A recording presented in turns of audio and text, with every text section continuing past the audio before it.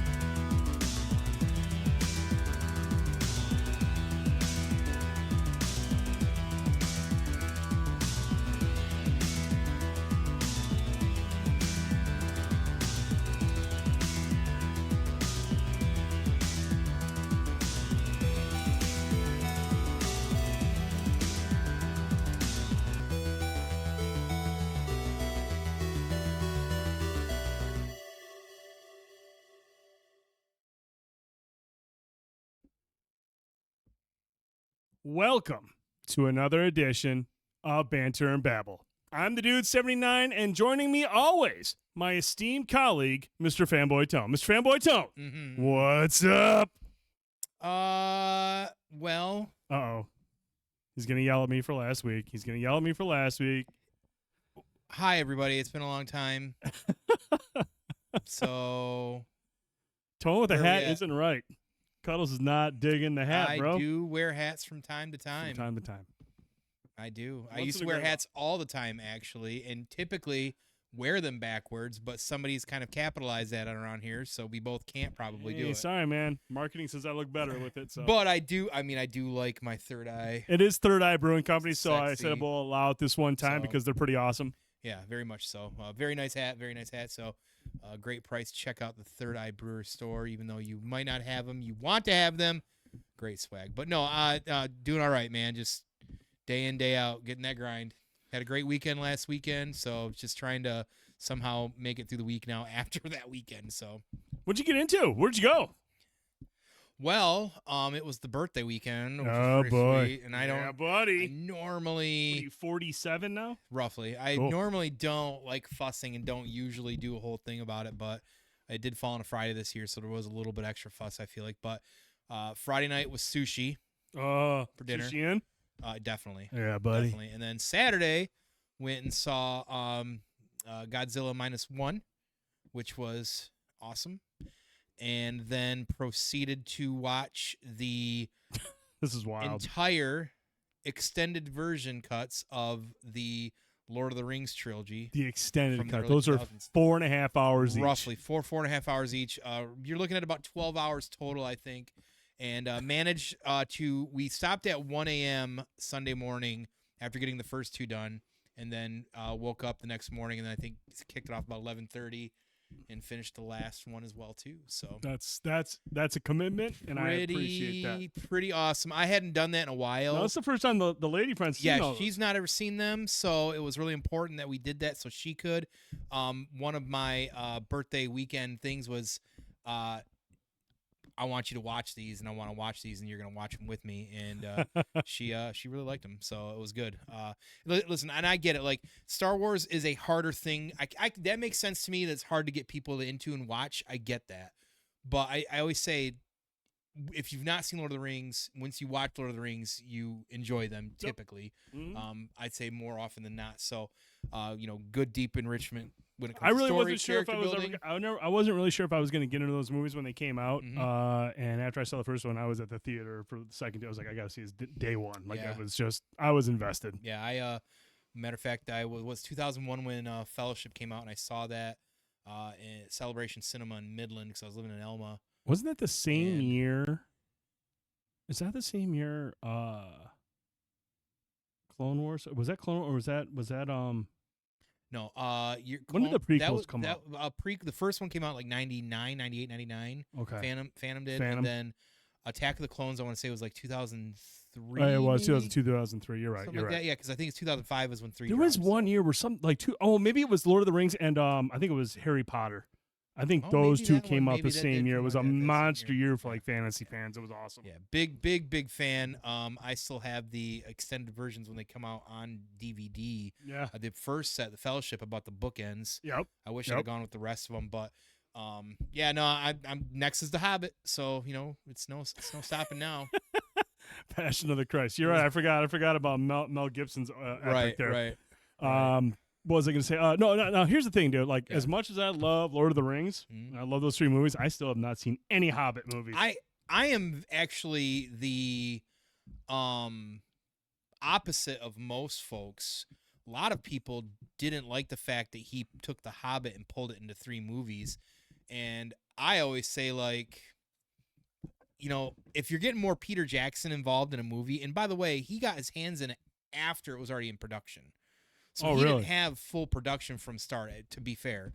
But The Hobbit is a children's book. I love The Hobbit. It's a great book, but overall, compared to the dialogue, Not nearly as dark. it's like George Lucas writing. Like basically, it's childish. It's a little, it's more aimed at kids in some ways, which is fine. Yeah. Hobbit's a great tale and a great adventure story, but Peter Jackson's able to put his version of the Lord of the Rings into it, make it a little bit more serious, but also pull the story out a bit, expand it in some areas, and trim some of the fat. Because honestly, again, this is a book that was written so long ago. Mm-hmm. And I get some of people's nuances with it, but he didn't change it to the point where it had a different DNA. Right.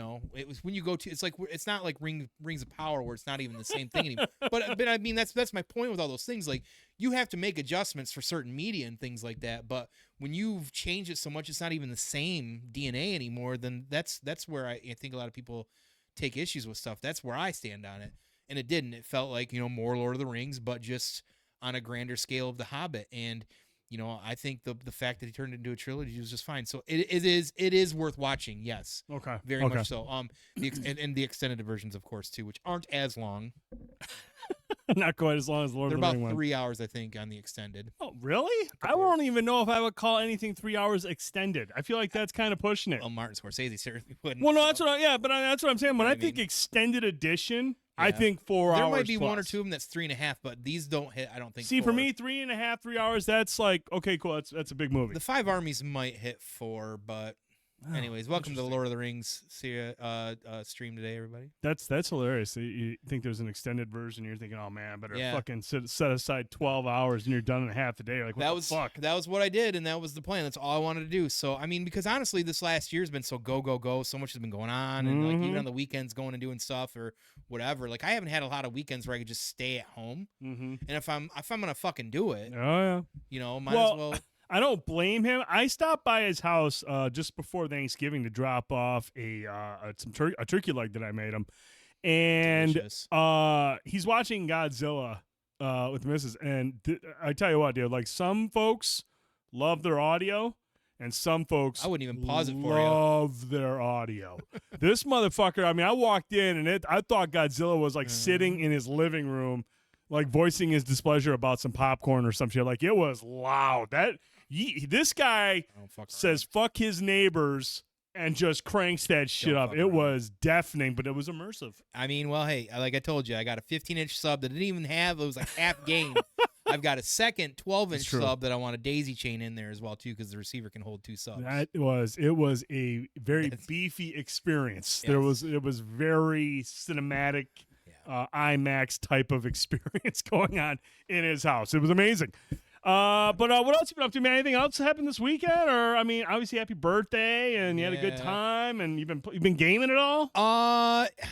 Fucking Rogue Legacy. Rogue Legacy 2's got me hooked. Because I'm trying to play everything in the world but go back to Baldur's Gate 3 right now. So that's kind of where I'm at. Yeah, well, it's a great game. Wait a minute. Yeah, whoa, it's a great game. whoa. But Time out. Yeah. I'm gonna need Drastin on this too. He did the same thing. Really? Yeah, he's not gone back to it yet either, I don't think. Wow. So like I gotta ask you, man, because I mean, I know you're really excited for this game. Yeah. And I'm playing it as well. What up? And I know some of the things that you'll probably say are some of the things I will agree with. But what's going on with Baldur's Gate?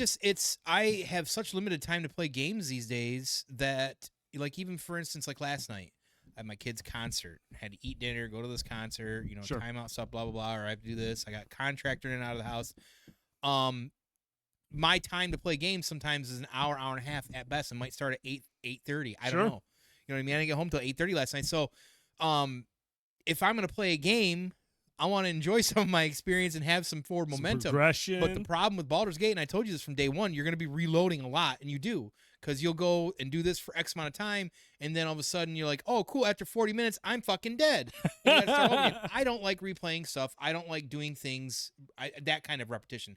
I will sit there and grind a game like Rogue Legacy or an old school Final Fantasy and just level grind for hours and enjoy every single minute of it or whatever. But like going through those heavy tasks like Baldur's Gate and then getting into a roadblock or just being like, what the fuck am I supposed to do or where am I supposed to go while dealing with 792 mechanics? Mm-hmm. Listen, that's what makes D&D so great, but you also have more hands-on. When it's a video game, sometimes it also feels like a chore, and that's where the game's at for me right now. It's feeling like a chore. Mm-hmm.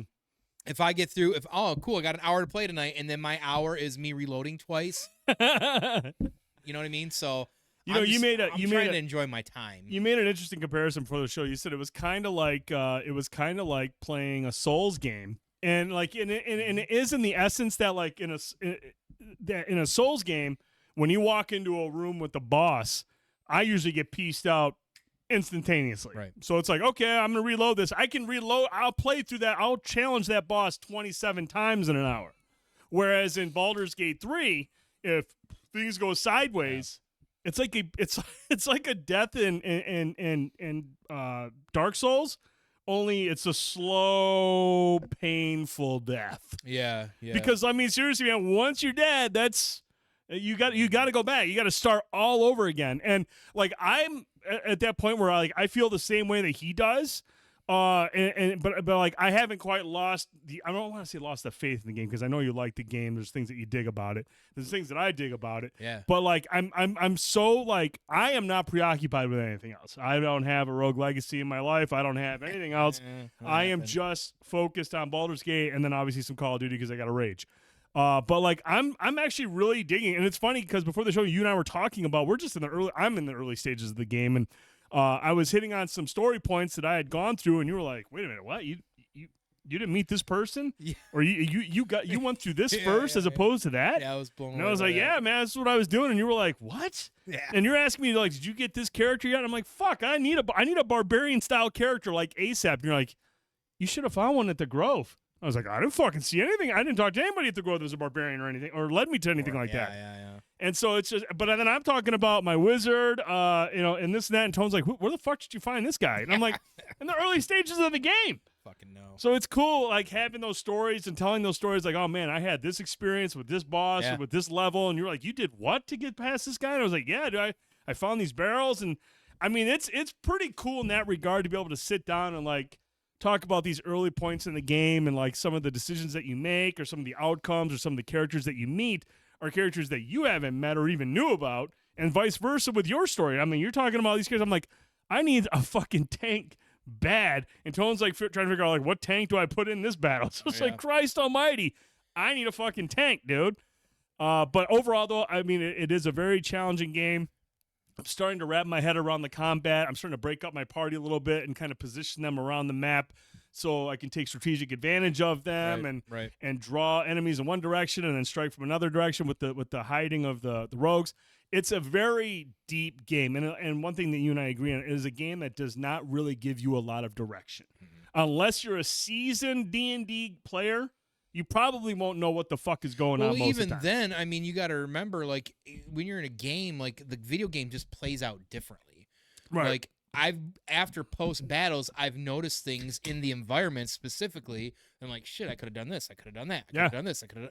Like, you just see all that sort of stuff, but, like, when you're in the throes of it and you got dudes breathing down your neck or whatever it is, you're like, sink or swim. I'm slashing and moving along, but... Yeah, it's a whole other ball game, but the problem is because it's so in depth when you're playing, and if you got limited time, and yes, Cuddles is right, I did find that funny. You got 72 hours to watch Locho. You got time to play games. You can play a fucking video game. Fair, but sometimes we have to dive into Middle Earth and do what's right as well too. But you know, I love the game for all intents and purposes, but like for me, in the way like. Maybe my gaming habit is just right now, or just I can tell you what part of the problem is I don't have much I don't have patience. Like I'm not a patient person. So that's a struggle for me in a game like that too. That's probably part of the reason why it takes me a while to get good at like a Souls game or even a game like that where you've got to practice. Yeah, right. See, I just don't have that kind of patience. So it depends on the game type too. So we'll see. I don't know. Like I'm literally, like I said, I was talking about it last night on social media. I downloaded the Final Fantasy VII remake just because I wanted to play the DLC thing, and I'm playing Rogue Legacy 2, which, for the record, the first one got 80 hours out of me as a free game on PlayStation Plus. This one's already got me I'm 20 hours in. See, I've just come, and I told you this before the show, I've come to terms with and I've accepted the fact that Baldur's Gate 3 is a game I'm going to be playing for the next year. It's just not a game that I can sit down and play like if I sit down on a Saturday, I'm like, you know what? No, we're not doing anything. I'm gonna play Call of Duty from fucking 6 till midnight. The kids are gonna play. I'm just gonna play. I'm always 6 to midnight. I know you are. I can just sit there and just grind that out and play it and get progression and move forward and constantly do that. Whereas like if I do Baldur's Gate 3, if I try to play for like 6 or 7 hours at night and I only make an inkling of progress through the story, that's going to frustrate the fuck out of me. Like, Jesus Christ, I spent the entire day making very little movement in this story. Where if I just play it in here and there and just accept the fact that, like, look, dude, I'm not going to see the credits in this game until I'm fucking dead. You know, because it's just like and Cuddles makes a good point. The game is way too in depth, and I get that, and it is very, very deep. I haven't gotten to the point yet where I'm just like, fuck this is too much. Like, there's enough there for the story, and I've had enough aha moments when I'm going through the combat and through some of the situations and the strategies that I employ. I'm like, okay, dude, I kind of get this. So that kind of keeps me going and pushing forward. Yeah, the area I hit, and this is the last thing I say, is, you know, I've had a pretty good run up until this point. Sure. Up through level 4, halfway through level 4, and you're given a choice to go this way, go this way. The Underdark or the Mountain Pass. Shit in this hand, shit in the other, and I took the Underdark, knowing that it'd probably be a little bit difficult, but I've been running pretty all right for the most part, and that's not the case down there. Like, it changes really fast.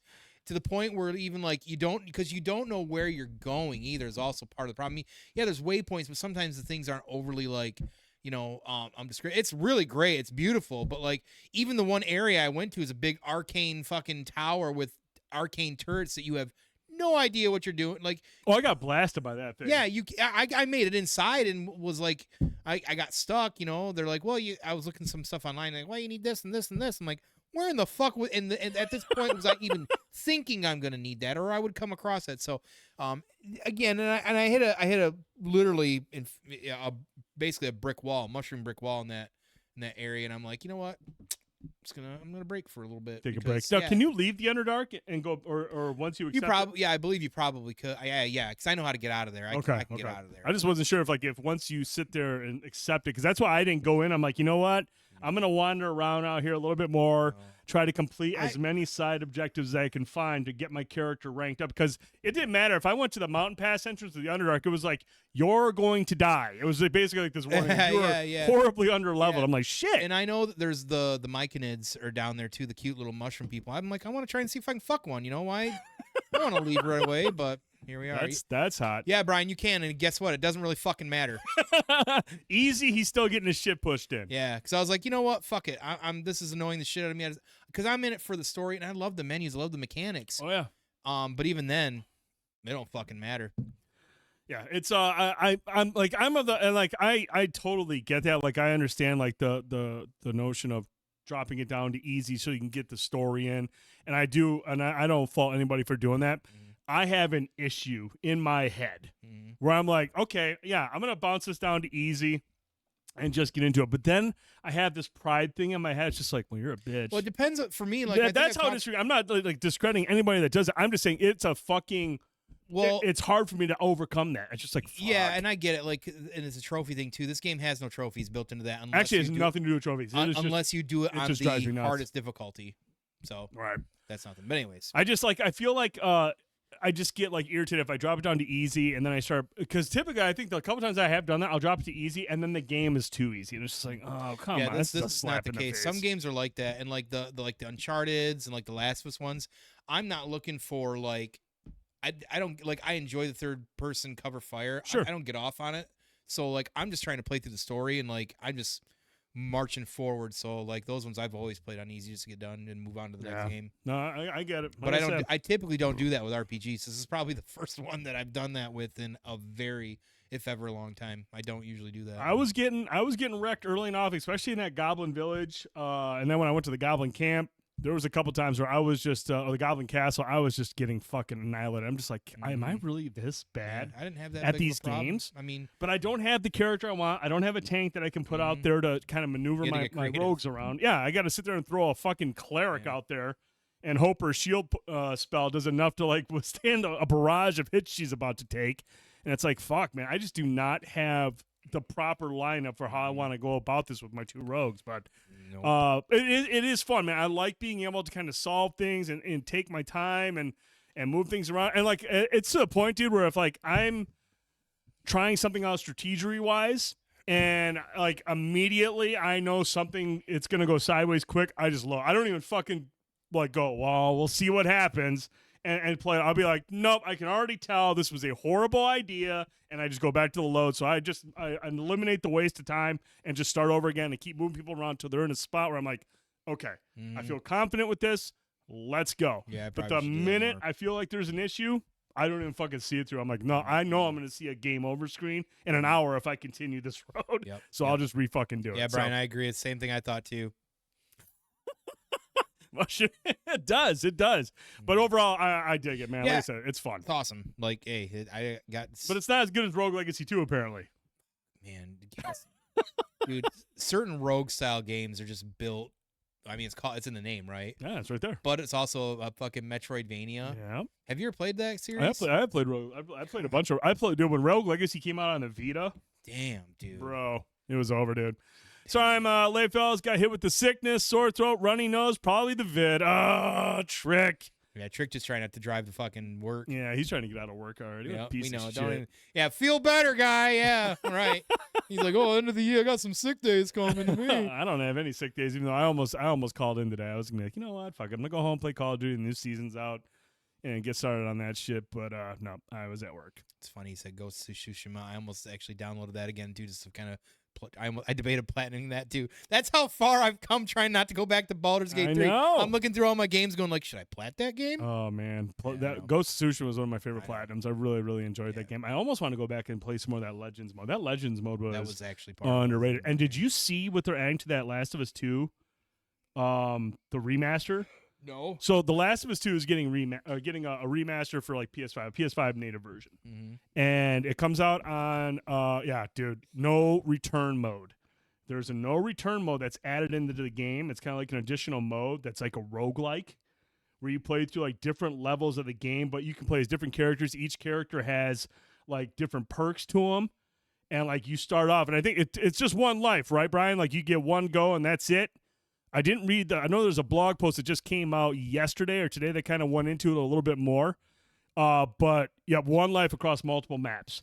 But you can like unlock stuff and shit like that. Like it's a sweet, there's bosses and dailies. It's kind of like an additional, like, I don't want to say live service mode, but there's stuff, it's kind of like that where you kind of just go in there and keep doing it. And it looked fucking sweet. Yes. And that's only, and plus side is, Brian said, it comes out on January 19th, only a $10 upcharge. So if you have Last of Us Part 2 already, it's just $10 to get the remastered version. They should have made a co-op and called it a day. I don't need a co-op in The Last of Us. I mean, I understand the appeal of it, and I'm sure it would probably be a lot of fun. I don't need co-op in The Last of Us. I liked co-op like in Ghost of Tsushima Legends mode. That was fucking sweet. Maybe that mode though is what he's saying, right? That's what he's saying too. But like even then, like I just want to be alone in that world. That's where I feel like that's like it's more tense. It's the last of you. You don't get to depend on anybody. It's just you, and that's kind of like what I like about The Last of Us. But Ghost of Tsushima's Legend mode was fucking awesome. Yeah, that was a great mode. So I'll be checking out that for $10 because I'm broke because I'm done buying games until Helldivers. We'll see about that. Then again, Among Us VR came out today. Among Us VR. That looks fucking sweet. Yeah, but let's see. So what are we drinking? You brought some good ass shit over here. I'm already 2 in. What do you got? Bring it down for me. Well, they didn't have the normal tonight, but they did have. I picked up the white chocolate blonde. From Grand Armory Brewing. I haven't had this in a while. It's actually pretty good. Yes. Blonde ales are sometimes, I feel like they're always good to me. Just but there's ditzy. some, but there's there's some. That's awkward. But there's some that just do a really good job of it, and I think this is one that does. This one's really good. It's really tasty. I got a doctor appointment tomorrow. I can't be drinking tonight. Oh, these are all 5%. I'll drink them. That's fine. You will. I'm good to go. That's fine. I got my Faygo cream soda in my tea. Oh, nice. Awesome. That's sounds like a bitch. So anyway, next week we are going to do the last community night of 2023. Much to Cuddle's chagrin, it is of course a Mario Kart night. We have the final track pack or whatever they're fucking called. That dropped last month. So we'll do another Mario Kart 8 Deluxe community night starting at 8 p.m. We're not going to do a 9 p.m. start. We'll make it an 8 p.m. start. Earlier. Hop on. Bring your friends. Bring your family. Bring whatever. Like Cuddles says, it's the opposite of fucking lame. It's fucking awesome. And looking forward to it. Cuddles, you were just thinking about buying a Rogue Ally the other day. Buy a fucking Switch, bro, and come play fucking Mario Kart. And you can play on the go. Come on. But come on, we man. Definitely we've got some things planned for it as well too. There might be some fun things that pop up during that as well too. Besides my pants, but okay.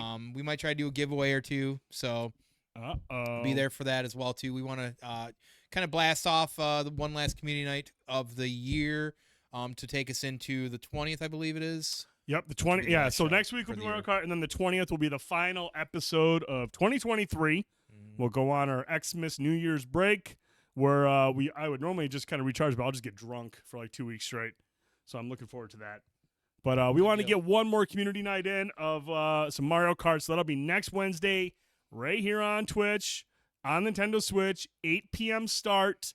And we're just going to play Mario Kart.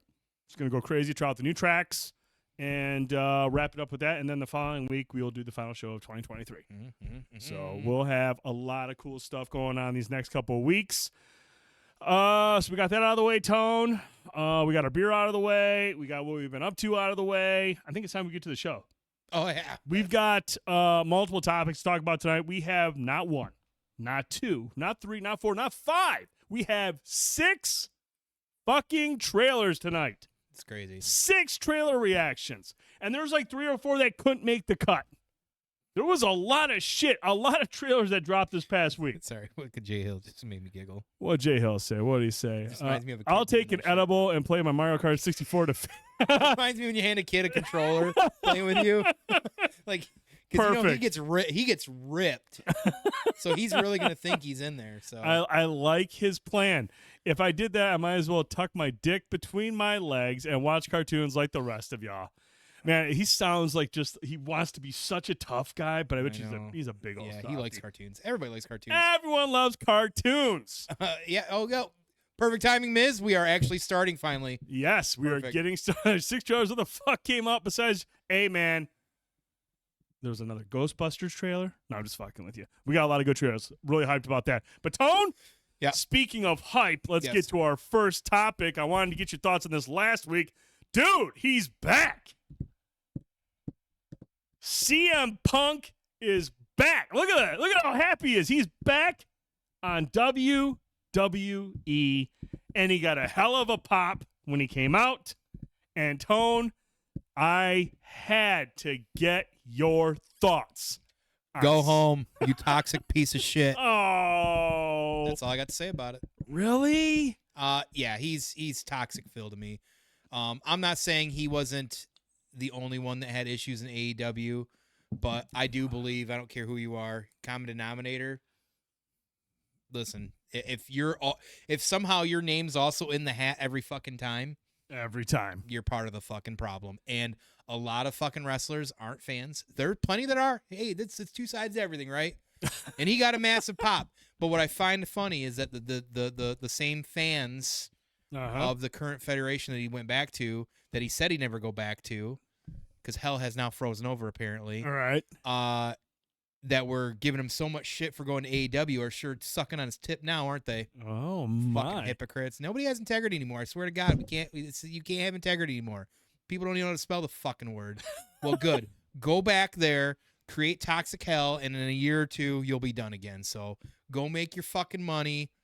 I don't give a shit about it. No, I had to ask you this, and I wanted to ask you this last week, but you kind of cleared it up a little bit this week, because at the time when this came out, like, social media basically said that the only person that knew about this was Triple H and a couple other handful of people. And I wanted to ask you, my first question was like, look, man, since Triple H has been in more of a bigger role with WWE, had more hands-on with creative, and I knew your thoughts on CM Punk, and I was just like, man, I wonder what this is going to do for Tone's love of Triple H if he is, in fact, the one that came back and signed CM Punk and brought him back to WWE. And I really wanted to get your perspective on that, but then you were quick to let me know this week it wasn't actually Triple H's decision. Triple H is a head of creative. Once they combined with the conglomerate with UFC or whatever, can't get the name off the top of my head, but he is just creative, period. Okay.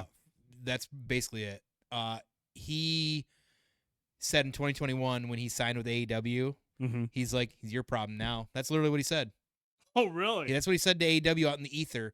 He's your problem now, basically. Wow. Triple H, that Paul, I don't think is a very big fan of Punk either. I think he gets it. Like, I get it. Everybody in that business is at some point out for themselves, but some people are that can point fingers about people being out for themselves and being, caring more about that than what's best for business are the same people that Punk, who's a hypocrite about it and does the same shit for himself.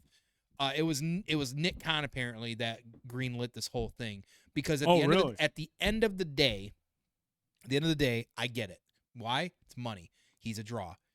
He's controversy. That creates fucking. Everyone loves it. Puts eyes on you. It literally comes down to money. That's all it is. There are definitely people in that locker room who are happy he's back, but there's also plenty that don't want him around. Yeah, what was going on? Who was it? Seth Rollins? Seth Rollins. What was that all about? He did a pretty big shoot on him earlier this year because he was asked in an interview, would you ever want CM Punk to come back to WWE? And he's like, hell no, stay out of here. You're toxic. Stay away. Apparently, there's a mix of reality in there, but some of the best storylines are when you bleed into real life. Yep. And it sounds like they're gonna have those two eventually. Was it called Work? It's a work. Not to sound like a mark, but I'm a mark, so that's definitely gonna be that angle as well too. Rhea Ripley flipped him off up there. They're trying to say that the reason God damn it, McIntyre walked out was because he showed up as well too, and there's some smoke and mirrors in there as well too. I know his contract's up as well, but I think the worry for some folks is he left the company, quit, middle fingered everything, scorched earth on his way out, scorched earth for years, comes back, and all of a sudden it's supposed to be like all things are fine and dandy, cotton candy. And I think people are worried he's going to be put into the hierarchy where people have been there working and been loyal for years. Yeah, he just waltzes in. Walk in and get a title. Okay. You know what I mean? I don't think it's gonna be like that, but that's my point. For show, or what is he according to CM Punk call? I don't believe any of those fucking dirt sheets for one as well too. Like I know you wanted to mention the dirt sheets. They're all a mess anyways. But yeah, that he's right. Like, you know, Triple H knew only like a week ahead of time. This is all mostly Nick and everything as well too, and when he left and this is the last thing I'm going to say, and I really don't. I've said more than I should. I wanted to get your thoughts on this because I know it's very divisive out there. I like I said, like I know that he wasn't the full problem at AEW, but he was a large part of the problem. Here's why I'm going to tell you, and this is the last thing I'm going to say. You leave wrestling for 7 years and come back to it. You come back to AEW, and he was really happy about it. You can go back and watch videos. Even I said, as somebody then who doesn't really like Punk, it was an exciting experience to see him after 7 years to come back. He got a big pop then as well too. And all he did for the first months and months is talk about shitty WWE, where he came from, and how happy he was to be back. But he wanted to come in there and teach the young guys stuff and do all this blah, blah, blah, and wanted them to kiss his ass and kiss the ring. He left for 7 years. If you left your job for 7 years and came back in, you think those new people that stuck around are going to be kissing your ass? No. Hell no, they weren't. Doesn't matter if it's AEW, WWE, or what. Yes, he's got veteran experience. He can teach some of those young guys. But he was trying to impose that on people who's traveled the world, wrestled in Japan, wrestled for other things when he fucking left. So you know what? Like, sometimes we don't need your fucking advice. And he got pissed because nobody wanted to kiss his ass like that. It was all kids and stuff in the back. And I'm not saying the AEW's ran great. Trust me, I've got a lot of things I can criticize about AEW any day of the fucking week. But at the same time, you can't come in here and just think all of a sudden, because of your name, that these people think that they need to pay homage to you just generally, period. Right. With all this clout. When some of these guys, like the Hangmans and the Bucks and people that are also divisive and people don't like, these guys have traveled the world. You left, you went, bye-bye, and all of a sudden you want people just to be like, oh, it's nothing's changed. No, that's not how it works. These people put in the time, put in the work, you know what I mean? So he got mad. Somebody said some stuff. He said some stuff. She said some stuff. They said some stuff and went back and forth. And then he made an ass of himself, in my opinion, on a scrum after a PPV. And Tony Khan, who needs to wrangle in better, didn't do anything about it. And it kept spiraling out of control. Right. Because why? He makes money. And he draws a crowd with controversy. And I'm sitting here talking more longer about him than I wanted to in the last 2 fucking weeks. Because I'll tell you what, when he came out that pay-per-view, you can ask, because I was just like, I was sitting there, I was like, God fucking damn it. You were not. I was pissed. You started putting messages on Facebook. I was like, oh, Tom must be triggered. Randy Orton made his return. The Viper's been gone for 18 fucking months. A man loyal to WWE for so many years, and a great example of when you're a company man and a good worker and all around know the business, and his fucking spotlight was ruined because this piece of shit come back. Fuck him. Go home. That's wild, man. Brian said, while Rollins probably does have issues, he definitely working to build stuff. See, that's what I thought. Like, again, I don't really look into like Rollins is a company man work? Too. He gets it. Is it work? Is it this that? Like, I saw it and I was like, look, I'm sure maybe some of it was probably legit. Maybe he really doesn't like the guy, but like for the most part, I was watching. I was like, cool, that's a storyline they're gonna build up. Same with the girl that was giving him the finger. Brian there too. I'm sorry. But he said 2 years ago, he said he left pro wrestling, so he was knocking WWE because in AEW it's more about the wrestling, less about sports entertainment. Yeah. By the way, how often was CM Punk injured? Guess what happens when you leave for 7 years and you get out of shape? You're broken. You're injured a lot. So great. Glad he did that, but he was old and past his prime at that point. So apparently now it's going to be a little bit different, but we'll see. But yeah, it definitely, there's a lot of controversy. Yes, mommy definitely give him the middle finger, but her fiance works in AEW, so she's probably got a different perspective. Okay. So. No, I had to get your thoughts on it because I mean it was big news when it dropped. Like I seen it drop on social media and it was a hell of a pop. I'm gonna give the guy credit. It exploded. It was a monster pop. course But it like is. as soon as I seen that, I go on Facebook and I see your comment, and I was so like, fucking "Oh pissed. boy, Tone is not happy with this." 35, 40,000 fucking hypocrites couldn't shut up long enough. And all they of love them. him again, right? Every single one of them. Punk is to wrestling like how Mario Kart is a community night. Yeah, we will talk about, but don't really need it. Jesus Christ. He's not gonna let that one go. No, he's not. All right, Tone. We just want to get that out of the way. It is time to jump in to a time where I feel like Goji fans, We eating good. Godzilla fans, I mean, all parties, everyone alike. There's a lot of great stuff going on right now with the MonsterVerse, with Toho, with Legendary, with Monarch. A lot of great shit going on right now, Tone. And so we're going to get into it, man. First up, we're going to talk about our early impressions of the first 4 episodes of Monarch Legacy of Monsters, which is airing now on Apple TV+. Episode 5 drops this week. I believe we get 10 episodes of this show. It runs until January 12th. So we'll have a lot more Monarch going forward. But Tone, I know this is a show that you and I were super excited about. We were really curious about when it was announced. We saw that we got, Kurt Russell, the Love Muscle, as on board as well, which is always a great draw for a show. But I'm going to agree with Carlos on that right there. I didn't hate 4, but 4 was kind of a slower episode. I'm sure it's probably building up to something. But Tone, I want to get your initial thoughts of Monarch Legacy of Monsters and how it ties into the MonsterVerse, how it's able to connect to previous movies, and how it kind of sets up, maybe see some, because we'll talk about a trailer in a little bit where we saw some things that we can be like, oh, I do remember seeing something similar to that in Monarch. But your initial thoughts, Tom. Yeah, man, and I always want to say and preface this because you can go back years ago and we had heard whispers of a show like this, or maybe it was even before that. Maybe it was just something that we had said, or I feel like this has been on the plate at some point, right, or on the table. And they did exactly what I imagined and wanted them to do a Monarch show, which is focus on the Monarch stuff, have some different kaiju we may never see, and be able to thread through it all, the MonsterVerse. Yep. Kind of like it's like having like a like the college rule paper, and this is like the metal binder. Yeah, sure, and okay. That's exactly what they're doing so far with it. And first of all, I mean, exactly, having Kurt Russell is great. Wyatt Russell is also a great actor as well too. I know he's still early in his career as well, but the characters instantly as you're introduced to them, even with the time hops. I know sometimes we've watched some shows where the time hops and the going back in time can be a little bit messy. They don't do that here. It pushes the narrative forward in the future when they jump back as Everything well they too. show you in the past or the present is relevant and continues to move that story forward as well. The characters that continue to be introduced don't bug me. Like I feel like there's always a character who there's always like, oh, this fucking character, right? Like I don't care about this character.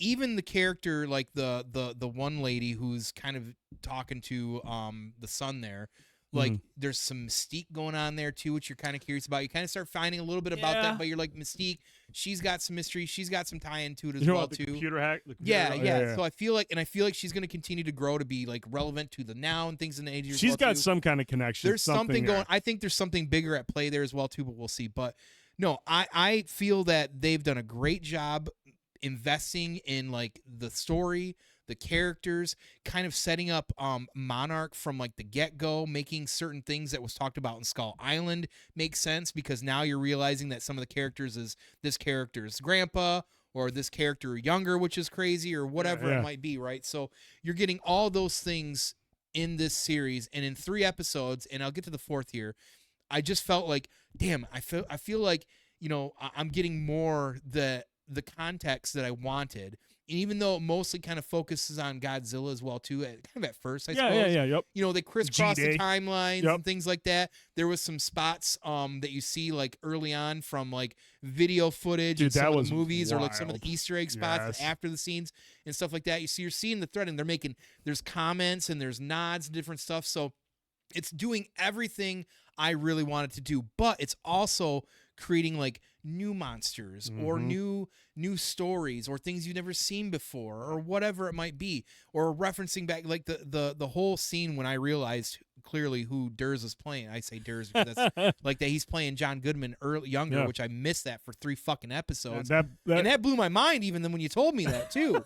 I was like, shit. When they go to the ship, that's when like it was just like, oh, that confirms it. Because like at first you don't get his name. I think he says his name one time and it's kind of drowned out.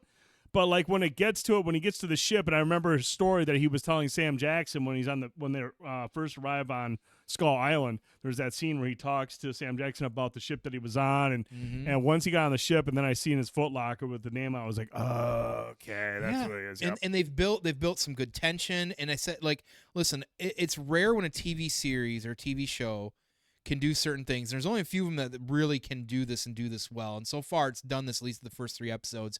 Is I get to the end of the episode, and I think the 4th one probably still did it too. And I'll sit there, and all of a sudden the credits hit, and I'm like, oh, man. But I was like that the first few of them because the story is really good. And listen, it looks great. You can tell that Apple's put some great money in behind it, which is also important because these are, you don't want to do the Disney thing where like they're putting half the money at the D+, want you to come and eat the popcorn like it's the big ones at the theaters. Yeah. They're not doing that at all. And they're not selling it like that either. Yeah, at all. And again, it's great. There's a transition scene that I will continue to bring up with Wyatt and Kurt that is one of the coolest transition scenes I've seen in a while. Yeah. In any sort of media, and it's because they're father and son. Yeah. They look alike, and he's standing and after that transition scene, you're looking at Wyatt and like Jesus, he's got his dad's face. He does, man. Like I said, when I first saw him in what was it? It was Overlord. And like I didn't realize who I'd seen him before. I was like, God, I know this guy. Who is he? Yeah. And I'm watching the movie. Like, this guy's a good actor. I'm like, that's cool. And I keep looking. I'm like, he looks so fucking familiar. And I just watched that a couple weeks ago. Overlord. Too. Yeah. Oh, fucking Overlord is fucking incredible. Overlord is fucking awesome. Yeah. But I forgot. Yeah, he's in 21 Jump Street as well. But like I'm watching it, I'm just like, this guy just looks so fucking familiar. And then I go in the book and I'm like, oh my God, he's also shitty Captain America. He is shitty Cap. Yep, that's right. But like, yeah, it's uncanny, dude. Like you're just like, Jesus, it really is great casting to have 2 actors who are very good at what they do to be able to play at different times, and it fucking brilliant casting. Yeah, and like, we joke about the character being 95 years old. It's a little interesting to go that route, but I get what they're doing, going at. But I do want to say, and the final thing I say, really were 2 things.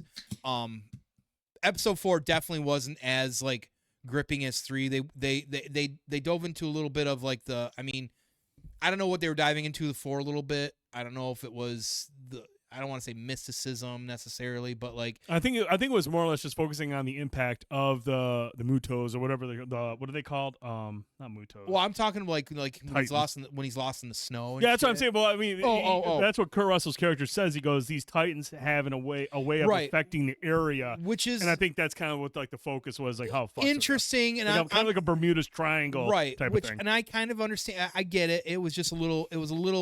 It felt a little different from the other ones because of that in some ways. So I hope we don't fuck around with that. But then again, it's cool you explore it one time, and show what the But then Titans again, can you do. look at Kong versus Godzilla, and it's like it's like a fucking birthday party at Chuck E. Cheese, and you invited everybody in the town, right? So it's kind of wild. But Kurt Russell, even though I'm like he's not in this a lot, like he was in the last episode. But I always feel like Kurt Russell is never like, you always hear like these certain actors, and Kurt Russell's either accidentally forgotten or he sometimes doesn't get tossed around that mix. And I know, I know somebody out there too on the chat. I can see the name right now. He's a big fan of the Pork Chop Express as well, And this is the one thing I said instantly is like Kurt Russell deserves more love for how good he handles all spectrums of his acting, because he really does have great. He can do it all, man. He can do it. He can do great comedy. He can do great action. He can do great drama. And it's not that we don't know that, but I feel like, and we don't even necessarily forget that. I just feel like he doesn't get the consistent love that he deserves. And a lot of his movies are very pop culture-y and whatever it is, but seeing him this late in his days, and even in the MCU, and he had some really good moments to his ego. Regardless of what people thought of the character, he just does such a good job adapting.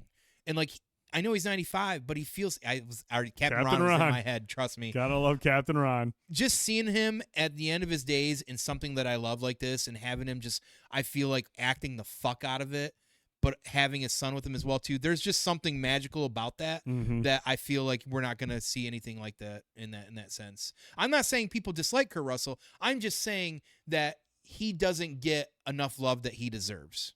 Oh, he really doesn't, man. Like I said, that's the one thing. Like Wyatt Russell, Anders Holm, and Mari Yamamoto.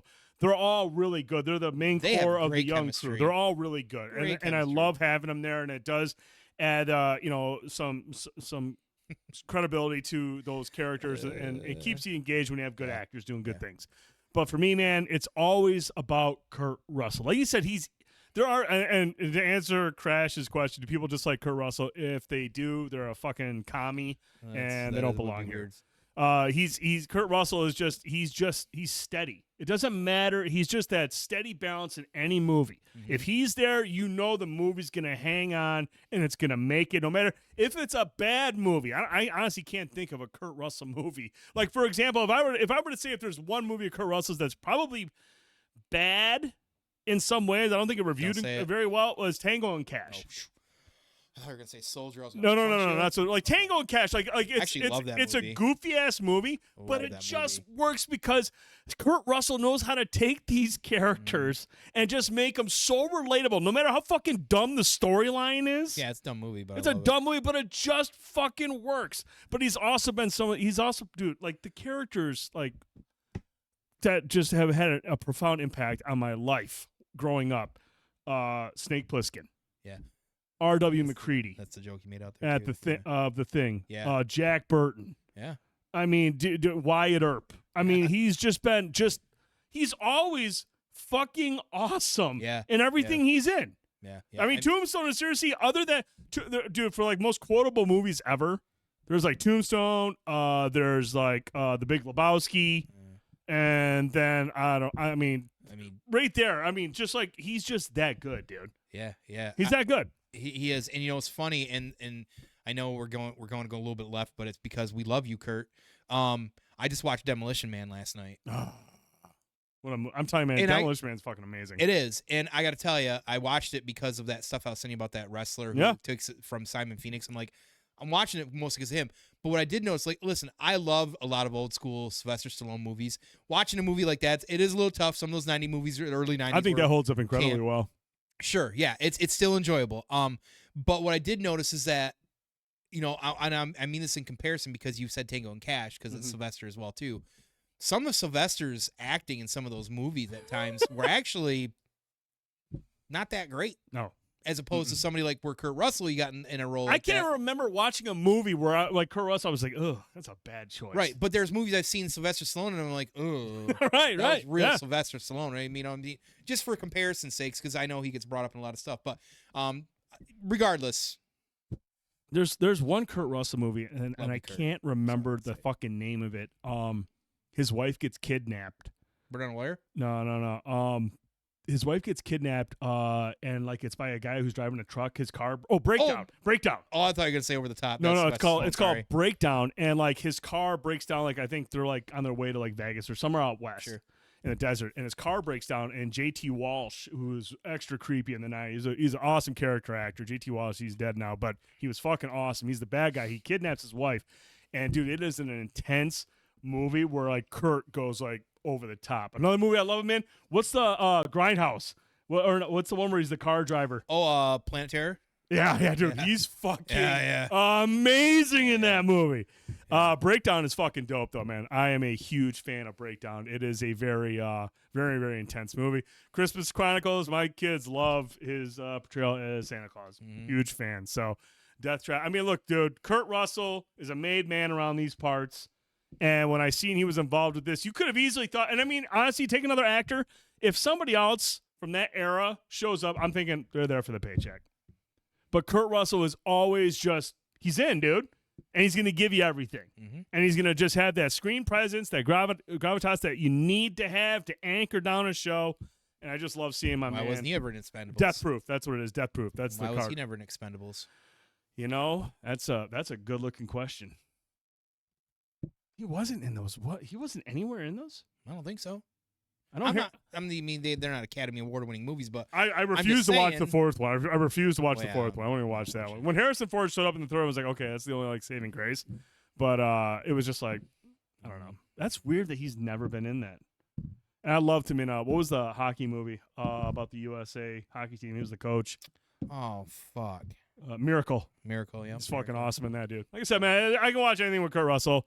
But no, this show has been really good. Like you said, man. Mighty Ducks. There's a good one for sure. But yeah, like you said, a lot of great callbacks. Some of the nods like Godzilla. I love the casting.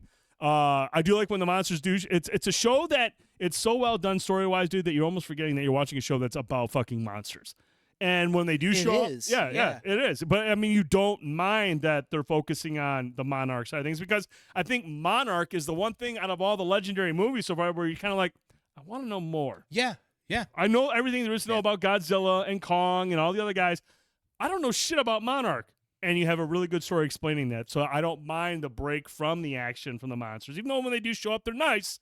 It's great. Kurt first movie in 1963 and only did 57 movies. I think he's picking on what he does. And he can be, because he's Kurt fucking Russell. Mm-hmm.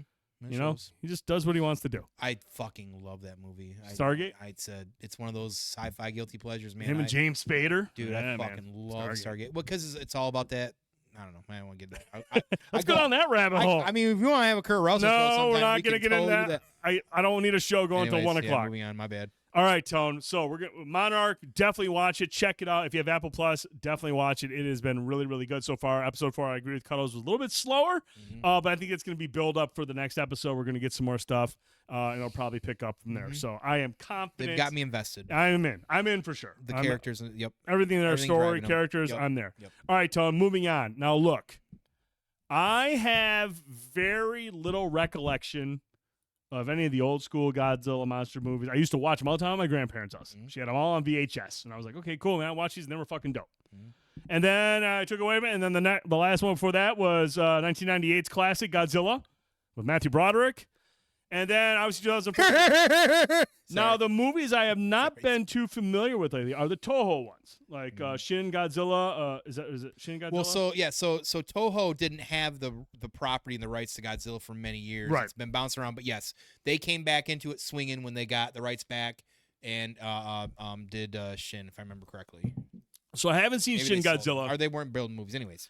And you got talking about this, Jeff. Thank you so much, man. I hope everything's good. I know he just went and saw this. He just got out. Yep. Yeah, want to get his thoughts when we get to it. But so like Godzilla -1 started making news that it was going to come over here to the West, and I know you were super excited about it. You're like, I'm gonna go see it on my fucking birthday, and I'm watching. I'm like, okay, cool, man. I don't know too much about Toho stuff, but I don't know if I really want to get into that. You know, I'll just keep watching the legendary, the mind-numbing legendary stuff, and have a good time, and be happy. And this past week, I was like, you know what? Fuck it. I want to go see this. Thank you so much, Jeff. I appreciate that. Appreciate the support. I was like, I really want to see this movie because Tone went and saw it. I was like, I want to be able to go see it. So, dude, I went Monday night, and I don't want to say I had low expectations, but I was just kind of like, you know what? I'm sure it's probably pretty good, but, you know, I probably won't get it as much as some of the diehards will.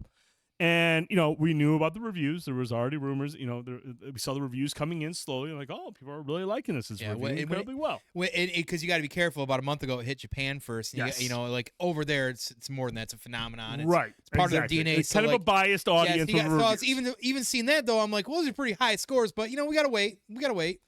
Tone, I'm going to tell you right now, man. And when I walked out of the theater on Monday night, I was thinking to myself, I was like, look, man, you know, I've seen several Godzilla movies in my lifetime. And I appreciated 2014's Godzilla, the way they tried to redo it in a more gritty nature, bring it down. On that. Big fan. Really good movie. After watching this movie, dude, this is by far the best Godzilla movie I've ever seen. Okay. Which could, depending on your thoughts on the movie, might mean a lot, might not mean much at all. But it's also one of the best movies I've seen in a while. Don't get him started on 98. I don't mind 98 as much as other people do. But Tone, this is seriously one of the better movies I've seen in a long time. Like, it's actually not just a good Godzilla movie, it's a good, really, really fucking good movie overall. Yeah. I did not come into this movie expecting an emotionally charged story. that involves like people dealing with survivor guilt. I mean, dude, tell me you're making a fucking Godzilla movie where the main protagonist is dealing with survivor guilt, and like you see the clear impact it has on his character, and the level of depth that's required to convey that. The amount of PTSD. Yeah, like you're really conveying some very serious themes in a movie that I'm expecting is just a bunch of fucking people running around going, ah, and getting stepped on. And so like we're getting hit with this right away, and I was just like, man, this is kind of sad. Like I fucking feel bad for this guy. You know, you have a flawed protagonist. You've like I didn't realize it, but you have built up the ideal protagonist, a flawed guy. You know, struggling to deal with the consequences of his actions in the past. Will he be able to redeem him? What's his redemption arc gonna look like? Yeah. I know. So you start building that up, and I'm like, okay, I didn't expect all this, but you know, at the same time, I'm like, okay, eventually Godzilla's gonna show up, and it's gonna be that goofy, campy fun that I know from Godzilla. Fucking wrong. Way wrong. Fucking wrong. This dude, Godzilla, shows up, and again, this is just my opinion. This is the most frightening version of Godzilla that I've ever seen on film. Now, look, take that what you will. You want to overhype it, whatever. This was a terrifying Godzilla. The first sequence, the first big sequence with him, he shows up right away in the smaller sequence, but the first big sequence involves him chasing a minesweeper boat. It's in the trailer. But it's obviously extended watching it live or watching it fully play out. I was like this, Tone, Gorb face and all. I was just like. The tension was.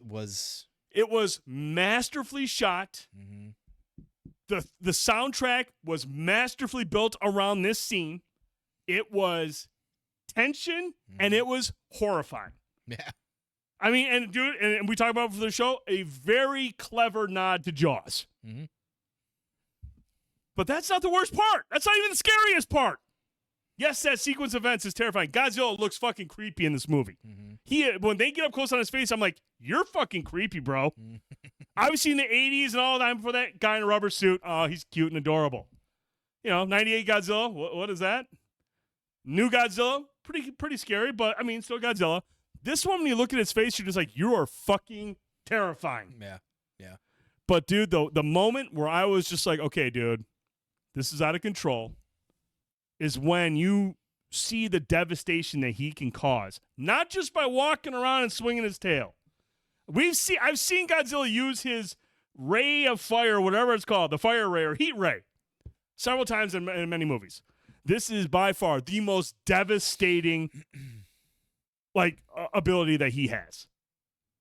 And when it hits, you're just like, holy fucking shit, dude. It really leaned into, as Crash says, you understand the parallel atomic breath. Yes, yeah. with the comparisons. I mean, they did a little bit in the 54 movie, but they really bring it home in this one. Like the comparisons that they're trying to make and the social commentary.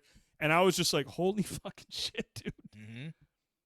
This is like the most frightening Godzilla. So you take that, and you have these set pieces that are very, very frightening and very, very violent. But then you go back to the story, the human element, and it just continues to build on these characters, not just with the protagonist, but he's got a crew with him that you meet early on. And dude, like you made a great comparison. You were like, it's like the crew in Jaws. It's Brody, it's Quint, and it's Richard Dreyfuss's character. Except these guys got along. But these guys all get along really well in real life too, not just like Quint and Robert Shaw and Richard Dreyfuss were famously just at odds the entire time. But dude, there is so much chemistry between everybody, and they build this camaraderie where you're just like, man, I fucking care about these humans. You know, they're in a really shitty situation and they're dealing with their own issues, and now they got to bond together and get into and take on Godzilla. Dude, this movie was so fucking good. When you get to the finale and it's everything that you wanted, and like Tone mentioned, dude, you are emotional. You're borderline emotional with the outcome of certain things, of certain storylines, of character arcs, and you're just like, how the fuck is this a Godzilla movie? I did not expect that. It is. I didn't expect a lot, but the best Godzilla movie I have ever seen, and it's one of the best movies I've seen this year. Yeah, absolutely. It is that good, dude. It is 2 hours, and you are never once going, Now, look, if you're looking for legendary Godzilla stuff and you need big explosions and indiscernible action and all this shit going on where it's just loud and explosions and bright colors and CG overkill, don't see this movie. I don't want to hear your thoughts on it. I get why you like those ones more than this stuff. But fuck me, dude. If you want a good-ass story, if you can appreciate how hard it is to make a good story in a movie about kaiju about Godzilla, that is a daunting task. And this guy, the director, Takashi Yamazaki, who was just a VFX maestro up until this point. He's done a couple small movies, but like mostly he worked on visual effects for like Shin Godzilla and a bunch of other stuff. They said, hey man, here's $15 million. Apparently they had been wanting him to do this for a while, but he kept telling them no. Man, I thought I had read he picked somewhere. the right time to say yes. So, this story has been on somewhere wanting to be picked up, and either him or somebody else just kept saying no. I'm pretty sure it was him, if I remember reading that correctly. Can someone explain to me how this movie is topping the box office 1.2? I mean, I think, well, now keep in mind the 1.23 million was for Monday. That was for Monday's showing. It did make 11 million since its release. So the 1.23 million was on Monday. That's when they, which is impressive for a fucking Monday for a movie to make. For a foreign film. Yeah, for a foreign film on a Monday North to America. pull in 1.2 million, that's really impressive. That is no easy feat. Right. So, no, in the grand scheme of things, now, if it only made 1.23 million over the course of the weekend or since it came out, that's a different discussion. But on a Monday, it made 1.23 million, which is really good. But, dude, this guy made this movie on $15 million budget. Like the other Godzilla movies, they cost like $200 million. Yeah, the legendary side of it. $200 million to make a movie that just doesn't even come close to this one in terms of its overall just quality. The special effects in this movie, they're really good. Are they great? No, but they don't need to be. It's not that type of movie. There's not much yet. They're able to convey how fucking terrifying this Godzilla is without wiping out half a country. You get to see him fuck up a city, and you're just like, okay. And the way he does it, you're like, okay, yeah, he's scary. Yeah. Like, I get it. 15 million is crazy when he, dude, exactly. Comparing it to like Dial of Destiny, She-Hulk, all that shit. You know, $15 million is usually one person's fucking paycheck. I saw those people doing the bits that they did with like 2014 Godzilla, which is, oh, well, there's not enough Godzilla in it and stuff like that. Well, that's how they were able to build this tension in this movie and also make 2014 feel so powerful when you saw him because you don't need to see him in your face the entire time. The only it's thing like those old school scary movies doing the same thing. 2014 Godzilla is very similar to this one, only the story in this one's better. Yeah. And how frightening Godzilla is in this is better than what it is in 2014. Gareth Edwards wanted the story to be like that. I think it's a combo of either too much storyline going on at the same time, or what's his face that played the main character, Aaron. Aaron. I always get it wrong. Aaron Johnson. Aaron Taylor Johnson. Taylor Johnson, who I really like. His story, when you stop and think about it, there was a really good story. Yes, it was. There was a good story there, but a lot of people complained that he was so just like robotic about it, and they're not wrong about that. I think he was supposed to be like become. Is that supposed to like the military thing? Like he's just like desensitized. Which that's fair. I think people. Don't want to go down that rabbit hole, but it's two different comparisons. Sure. Whereas in this one, they were able to take that soldier story and make it something that you got emotionally invested in. Like Aaron Taylor Johnson's character, like his struggles were like he was more like burying him in, where this guy just let it all out. In several scenes, I mean, there are scenes where you're just like, man, he's fucking dealing with a lot. Because Aaron's character, while he was dealing with all the stuff, he was still being like the superhero guy about it. Stoic hero. Right, yeah. Which is fine and works. And like I said, I don't have a problem with it. A lot of folks do. But like this made it differently because you saw this man break down many times. And when you see that, that shows vulnerability, and that's when people can relate. Yeah. And that's what made it different here with that. But the biggest takeaway for me, man, is honestly, is just like when you look at this movie, this Toho production, and you think about compared to what Legendary is doing with theirs. And I don't have an issue with what Legendary is doing. They're entertaining films. But you can really see the stark distinction between the two and how they're presented, how they present Godzilla, how they present their stories in such a different manner. Like this one is very grounded. It takes place in World War II. I love the fact that they went back to World War II. That was fucking dope. It's really kind of almost like I don't know, think people have said it, but to me it's like this weird mix of a remake, reboot. Yes, I think you mentioned it. It's like this hybrid of remake and reboot. Yeah. But it's just, man, it's really cool. That's the coolest thing I thought about. It was just like, man, how different it is when Toho does a Godzilla movie and when Hollywood does a Godzilla movie. Well, it's interesting because we're saying that in 2023. Now, if you dial it back, though, too, is that, for many years throughout all the eras, they've been people in suits. They've had a lot. There's been they've tried to tell stories, and the stories are, not really diverse. There's some interest. I mean, I've even said recently it's almost like they're live action anime in some ways. Sure, yeah. You know what I mean? You've always got the soldier, the scientist, you've got the normal person, you mix it in through there, and there's always like some family issue or some issue or something going on in these. But when you're watching them in the suits and stuff like that, you're not always getting like the full emotional investment. They're just fun to watch, they're enjoyable. You know what I mean? But this, now that Toho, starting with Shin, really, kind of dialed it back and just really kind of ground it and made it feel more realistic. I mean, it's through the scope of bureaucracy and politics. When you watch Shin, you'll see what I'm saying. Some people don't like it. Even Godzilla fans, they call them boring and stuff like that. But honestly, if you think this one's terrifying, I think the Shin one's a little bit. Really? Well, at least as in look. Yeah. Like it's the concept design of it's pretty fucking gnarly. No, I'm all in on Toho now. Like I'm all in because like this was just such an impactful film because it's like, man, you somehow just made this emotionally charged Godzilla movie. Like, how'd you do it? But that's my point. Like Toho prior to 2014, you're looking at Legendary who takes it over, and everybody's like, oh, an American company's taking it. Here comes Warner Brothers. But to be fair, 2014 really tried to present a very realistic and grounded Godzilla.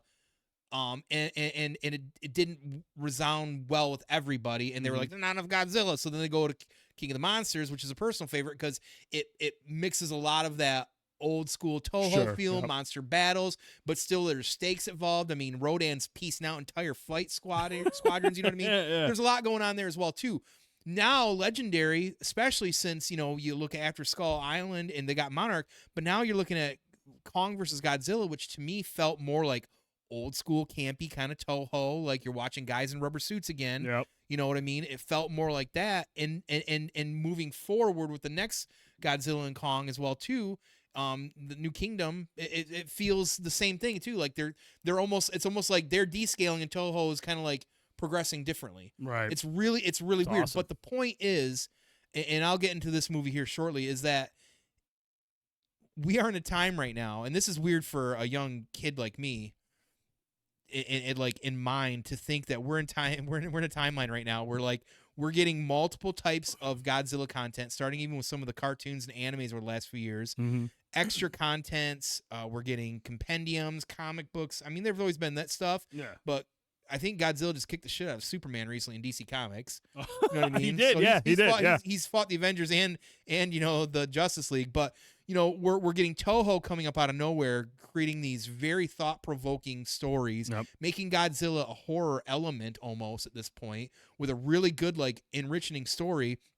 And then Legendary, for all the good and bad of it for people back and forth right now, and we'll get more into that later, is still creating like enjoyable content. Like the thing is, like, even if it's a Godzilla content that it's not like as big or best as another one, it's still enjoyable to have all this because as a kid, like, especially since it's, based foreign, like people knew Godzilla, but it was always just like, okay, cool, Godzilla. Nobody really knew. Even with the 98 movie, regardless, it did 200 million over here, but like, it didn't create a phenomenon either. This is a phenomenon. This is the heart of like Japanese culture even. And now to see us take it and run the ball and see it everywhere, that's fucking wild. You know what I mean? And honestly, this movie, I mean, you've said a lot of words.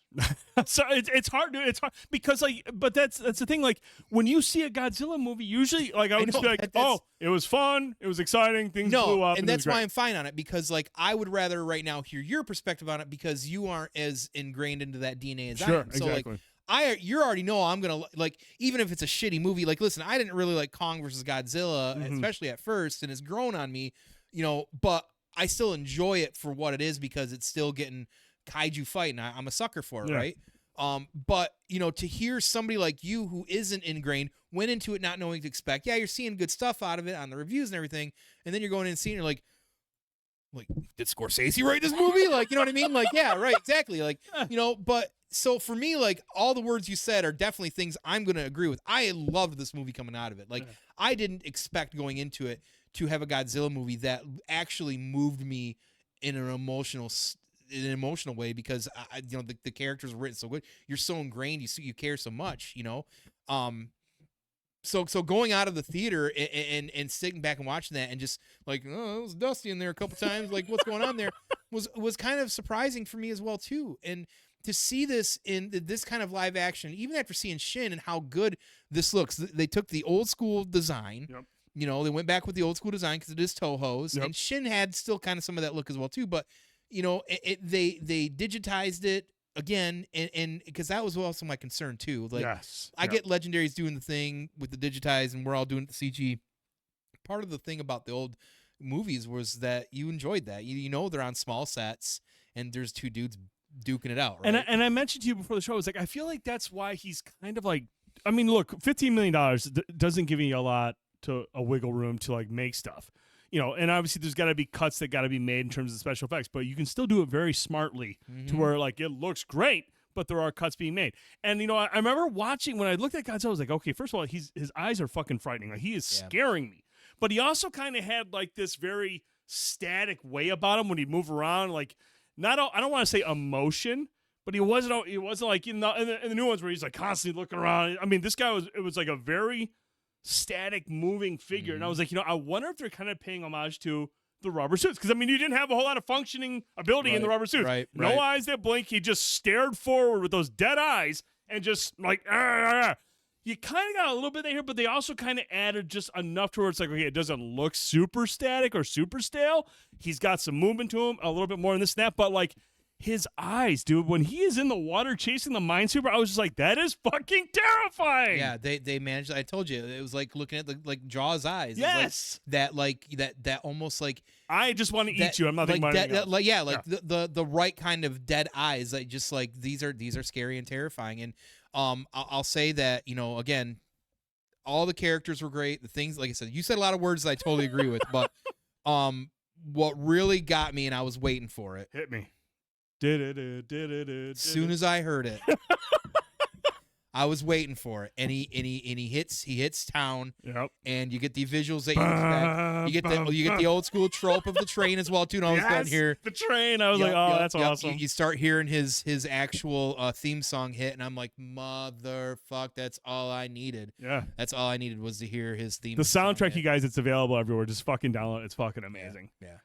And the track that they use for the Minesweeper chase is actually fucking wild. There's obviously some instrumental stuff in there, but it's basically set against like an alarm, like a fire, like a tornado siren. Oh, it's fucking terrifying. Yeah, dude, it's like this constant, like, it sounds like a fucking like tornado alarm, but it's got music mixed in around it, and like the way they shot that the Minesweeper scene was like pure cinematic bliss. Yeah. I was like, this director knew exactly what he was doing. He knew exactly what he was paying homage to. He knew exactly how to shoot it and how to set the music to it. It was terrifying and so fucking well done. Yeah, it was fucking amazing. So if you haven't seen this, if you're not a Godzilla fan, quick reminder. Yeah, go ahead. If you're not a Godzilla fan, it has been extended. You can see it. That's wild to even think that they've extended unprecedented, it to 14th. It's made a fuck ton of money for a movie like this that normally doesn't. People are, even people that don't like movies or watch a lot of movies outside of certain movies or watch Godzilla movies, those people are saying this is their favorite movie this year. It's great. This is probably also my favorite movie. I'm trying to think what else came out. I got that. We go into such a rabbit hole with that, but it is most certainly one of my favorite movies this year. This is definitely one of the best Godzilla movies that's come out in a long fucking time. Is it the greatest Godzilla movie of all time? I can't debate anybody on that either, because I mean, it's really fucking good. Like, It's good. It's great. really fucking good. I can't wait for this to. If I had more time over the next few weeks, unless I'm watching Lord of the Rings, I may try to see it a second time. Dude, if you go, let me know. I will. But if not, you're damn right. I'll be buying this day one. Oh, dude, and I mean, and that's the thing. Like, usually for these types of films, they usually try to get these out. They expect to have it out pretty quick after digital release because they don't expect it to take off over here. They don't expect a huge audience, a huge draw. They're like, okay, this thing will be out there for a week, and we'll get it on digital ASAP. But now that this is getting an extended to its theatrical run, which again is fucking bonkers. It's bonkers for a movie from like this to get extended when it's not tied to Warner Brothers or Legendary and it's subtitled and all that stuff. I mean, that's incredible. So congrats to Toho. Congrats to everybody involved. This is truly just a great movie. So Jeff just got out. He says he would argue yes with me, movie of the year and best Godzilla movie ever. I mean, it's Hey, I would never argue. Hell yeah. Dude, forget about Barbie. I actually have not watched Barbie yet. It's funny. I was talking about I need to still see that. I have not. Too. I bought Oppenheimer, and I'm gonna buy. Oh, that. Did you see that? Yeah. Did you see your movies out? Is it out? The Scorsese one. Is it out? The full cut out now? Yeah. Oh no. Wait. I think that's dropping on Apple. This is just the digital release everywhere else. Oh, wait. The Apple version is supposed to be the extended that's cut. The one I need to see. Yeah, clearly. It's gonna be dope, man. But did you see that this is now whatever the spread is for Oppenheimer? This overtook Oppenheimer for money making spread, whatever it was. Over how many theaters it was in per theater? I can't remember what it was. I saw right before. It did something where it was. I seen something about it beat Oppenheimer today on something, but I didn't see the context because I was super busy at work and I forgot about it. So oh man, it did something. I don't know if anybody's caught that, but it overtook Oppenheimer something for a movie. Highest rated movie of the year. That's what it overtook. I think on both categories. And it's wild, man, because like normal, whenever sometimes we go to Rotten Tomatoes, you see, okay, this movie scored high with critics, but it's kind of like somewhere else with fucking audiences. This shit is like at 97, 96. Like it is tied together. I mean, like I said, man, if you go into this expecting a legendary Godzilla movie, you're probably going to come away somewhat disappointed. Which is fine. I love them too. Which is fine, exactly. But if you can appreciate the fact that they somehow will bring you close to tears in a Godzilla movie. I mean, for fuck's sake, dude, you got to give him credit. But no, make sure you check this out. The theatrical run has been extended through the 14th. Yep. Who knows? Word of mouth picks up. This movie starts making more money in second week. They're like, fuck it. Just keep it in for the rest of the month. There you go, Bake Thunder. You got to go tomorrow. See? I'd rather they just put it out on digital so I have to pay $10 every week to go see it. Okay? Let's just get it on digital. But if you haven't seen it yet, go see it. Check it out. Let us know in the comments what you think. If you're watching on YouTube, let us know what you thought of Godzilla -1. Where do you rank it with all the Godzilla movies? And is it your first Toho? It's my first Toho movie, and I was like, fuck, dude. I got to go back and watch all of them. Well, maybe as an adult. As an adult, once I can remember. I mean, as a kid, you're just like, oh, cool. There's a guy in a rubber suit killing everything. I'm jerking off.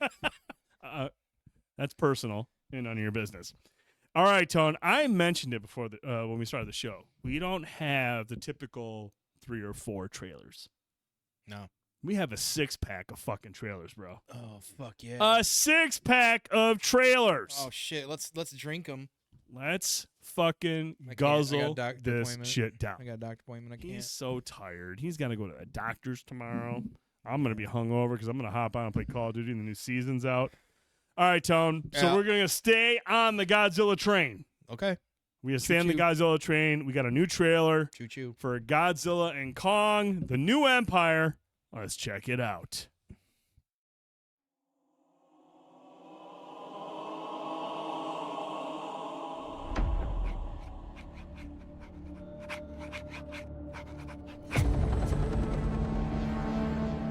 For most of human civilization, we believed that life could only exist on the surface of our planet.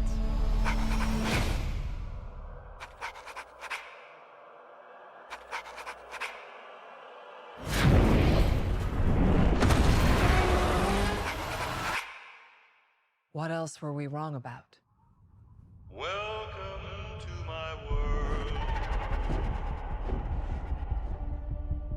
Won't you come on in?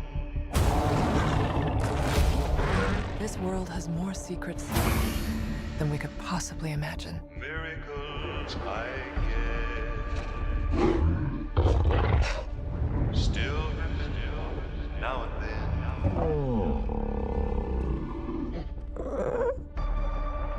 What is that? That's not Kong.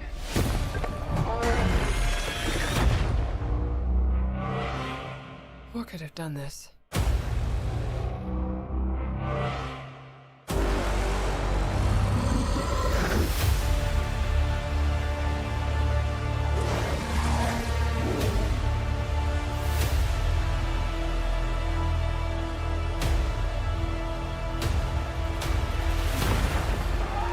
Kong can't stop this on his own. He won't be alone.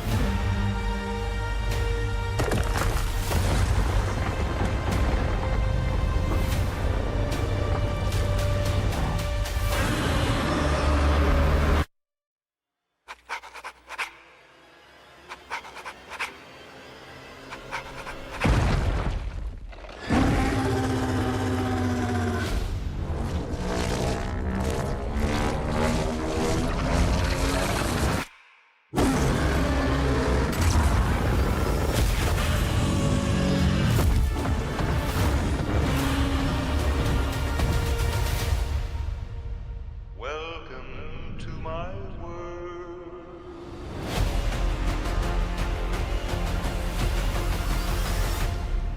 Is that a mini Kong? They're hooked on him. That's fucking Diddy Kong, dude. Diddy Kong. Diddy Kong. What up?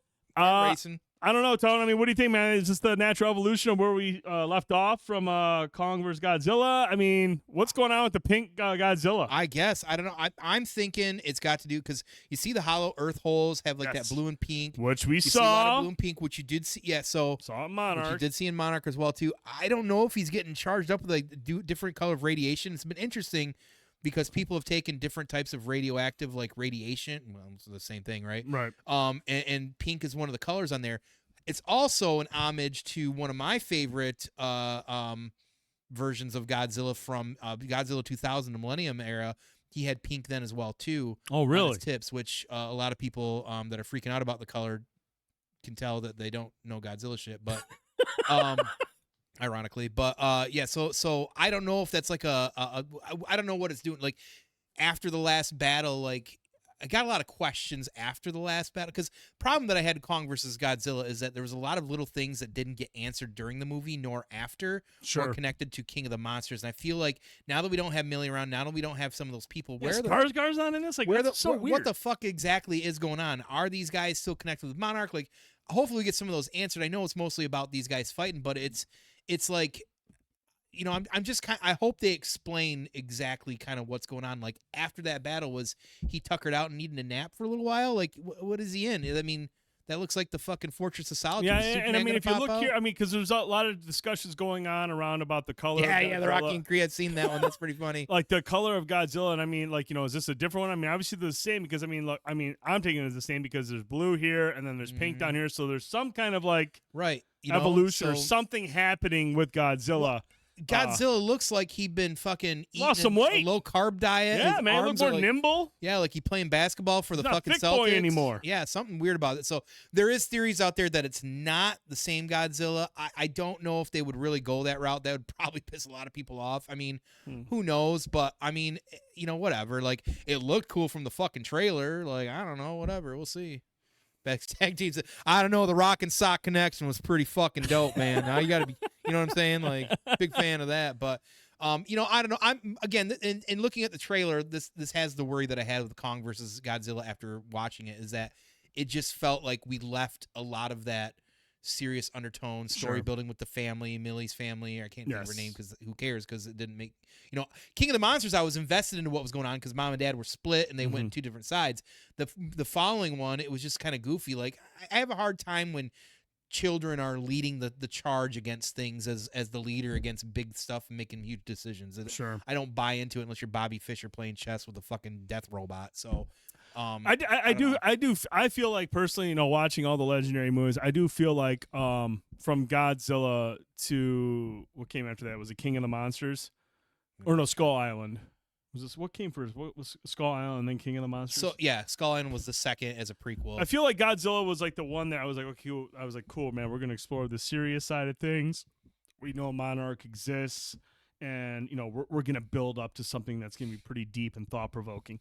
And then Kong Skull Island came out, and it was more, I don't want to say it had more levity to it, but it was a little bit more, there were some great characters that had some great moments, and it was a good movie. Like, I thought it was a really good film. I was like, oh, cool, I like what they're doing here.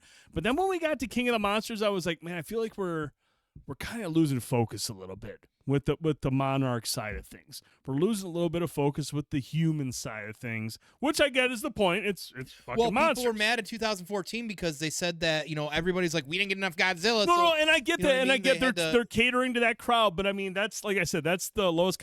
That's low hanging fruit. I wanted the serious tones and the stuff that they were exploring in Godzilla and even Kong Skull Island. But then we get to King of the Monsters, and it kind of goes over the top. But I love it. We get all the other monsters. We get the big three. But then, we kind of just continue this. It's more CGI-driven stuff than it is story-driven stuff. Exactly. And, again, from King of the Monsters, we don't still have stuff rectified. Like, John C. Reilly was amazing. Where's all the fucking Titans after they bowed the fucking knee to the king?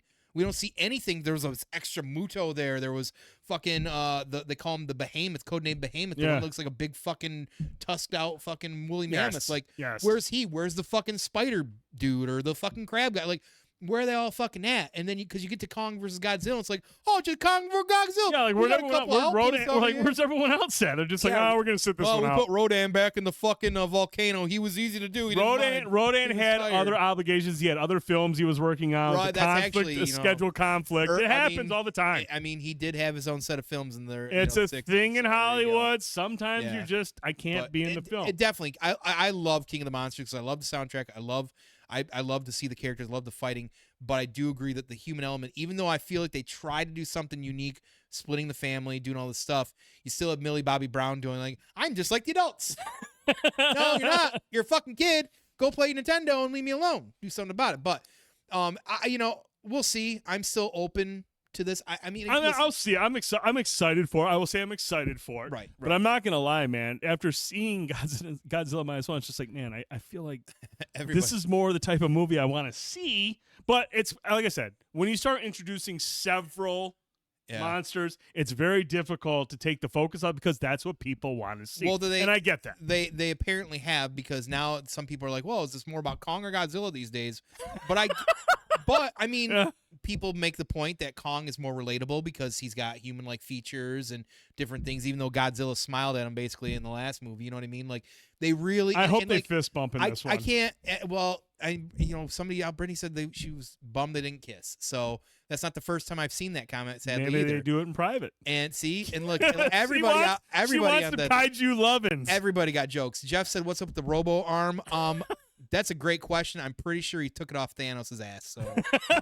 So, they are kind of getting into that Transformer territory. But I will say that even if we're digressing on story and getting more CG, they're trying to like build up all this crazy. Because you look at Monarch. Monarch's doing one thing. Yeah. And now this is doing this, and it started with Kong versus Godzilla. It's like we inevitably, once we did Skull Island, well, they gotta fucking fight or be best friends. Well, I guess they're best friends now, and that's fine too. But like the Avengers charge at the end, it was kind of hokey. I was like, oh, okay, I get what we're doing. You know what I mean? I mean, it's a little bit for everybody. I'm not at all hating on it because it's. If tough. they kissed, I'd forgive everything and praise the fuck out of the movie. Jesus Christ. Yeah, it's... Yeah, it was the robot arm was Bumblebee. Yeah, maybe. No, I mean, like I said, I don't have an issue with the legendary movies. I have enjoyed them and had a good time watching it unfold, and I think they're doing a really good job. Hey, Panda, have a good night. Thank you for hanging out.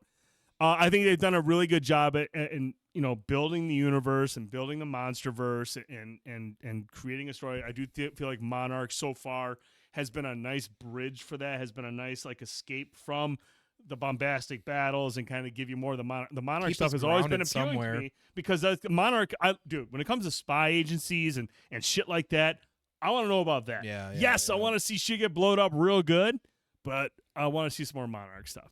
But overall, I mean, like I said, I'll be there day one to see this. We'll go see it. I'm hyped about it. I'm sure it'll be a blast. Yeah. But there's things like Monarch, and there's things like Godzilla -0 or -1. It's just like, I know. I love the story-driven stuff. Yeah. I've seen you can make story-driven stuff work. Legendary started out that route, and I don't know what or They who got deviated involved. from it, but Yeah. because, like you said, they're I mean- catering to an audience that wants to see. Oh, I want to see them fight. Well, yeah, because then after KOTM, after they complained about 14, they said, "Oh, there's too much fighting," and then Godzilla vs Kong come out, and that's all it is. Fucking is. It's a sock fest. You know, The battle on the aircraft carrier was fucking dope. It is fucking It was dope. dope. I watched. Like I said earlier, I watched it for the first time in a while, and I didn't hate it as much as I did the first couple times I saw it. So it's grown on me.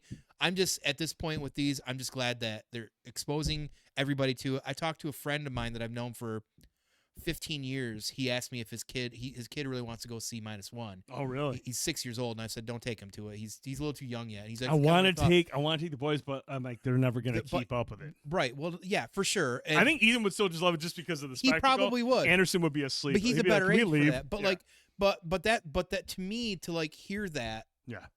to hear that like kids nowadays and It's awesome. yeah. So you know there's still value in that too. And I I got to dig be it. realistic about it.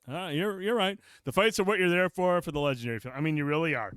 All right, Tone. Now look, this next trailer. I've been waiting to see more about this because Mad Max Fury Road is, in my opinion, one of the best action movies in the last spectacle. 20 years. It's a fucking incredible film, directed by George.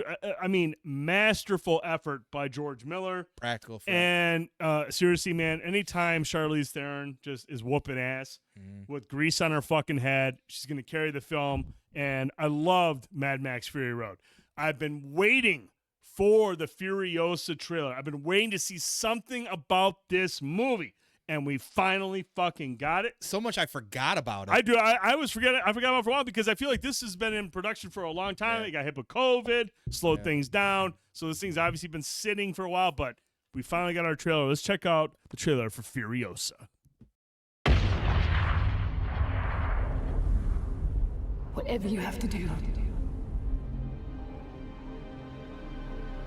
However long it takes. Promise me you'll find your way home. Furiosa. Give me this promise.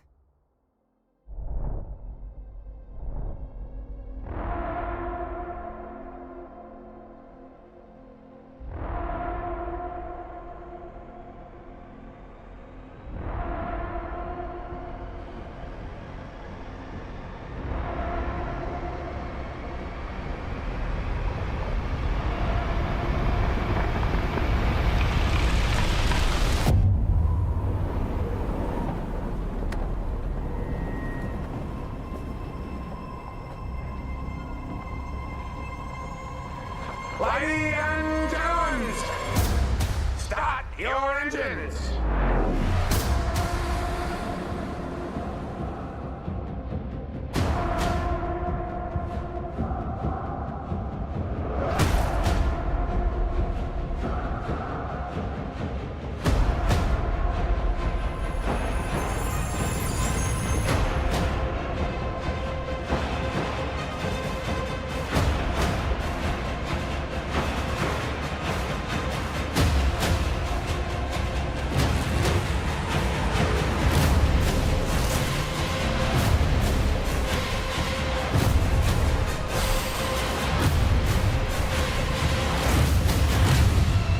I'm Furiosa!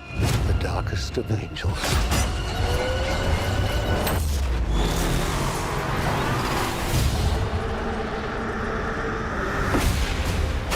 The question is, do you have it in you to make it epic?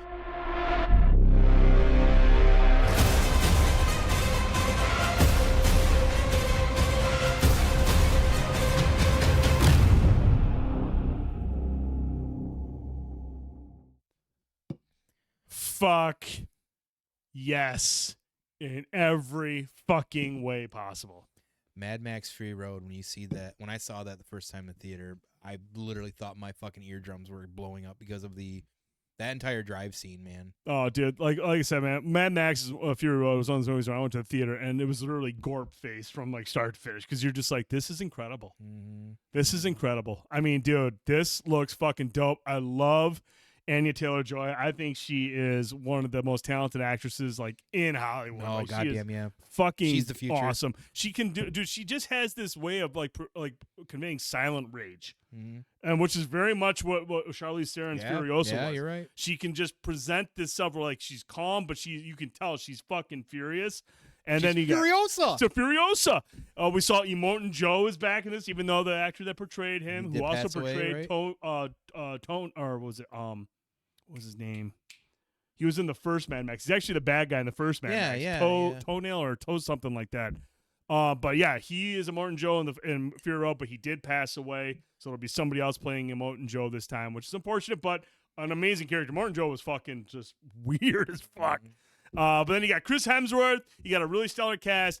I love the vibe of this trailer. It kind of leans in kind of that 70s presentation, a little bit kind of like the original. It's just very kind of like George Miller just has this very distinct vision when it comes to his Mad Max movies, and this is going to be fucking bonkers. You know, we're going to get a lot of practical effects. We're going to a lot of like just high tension stunts. But he also finds a way. He always like I always like to think about George Miller movies is that when he does these movies, it's practical first, and then little CGI to enhance. He doesn't rely on the CGI. It's just used there to enhance the practical action. This looks fucking dope. So I don't want to go down this rabbit hole, and I feel like I've had this conversation about the last one too.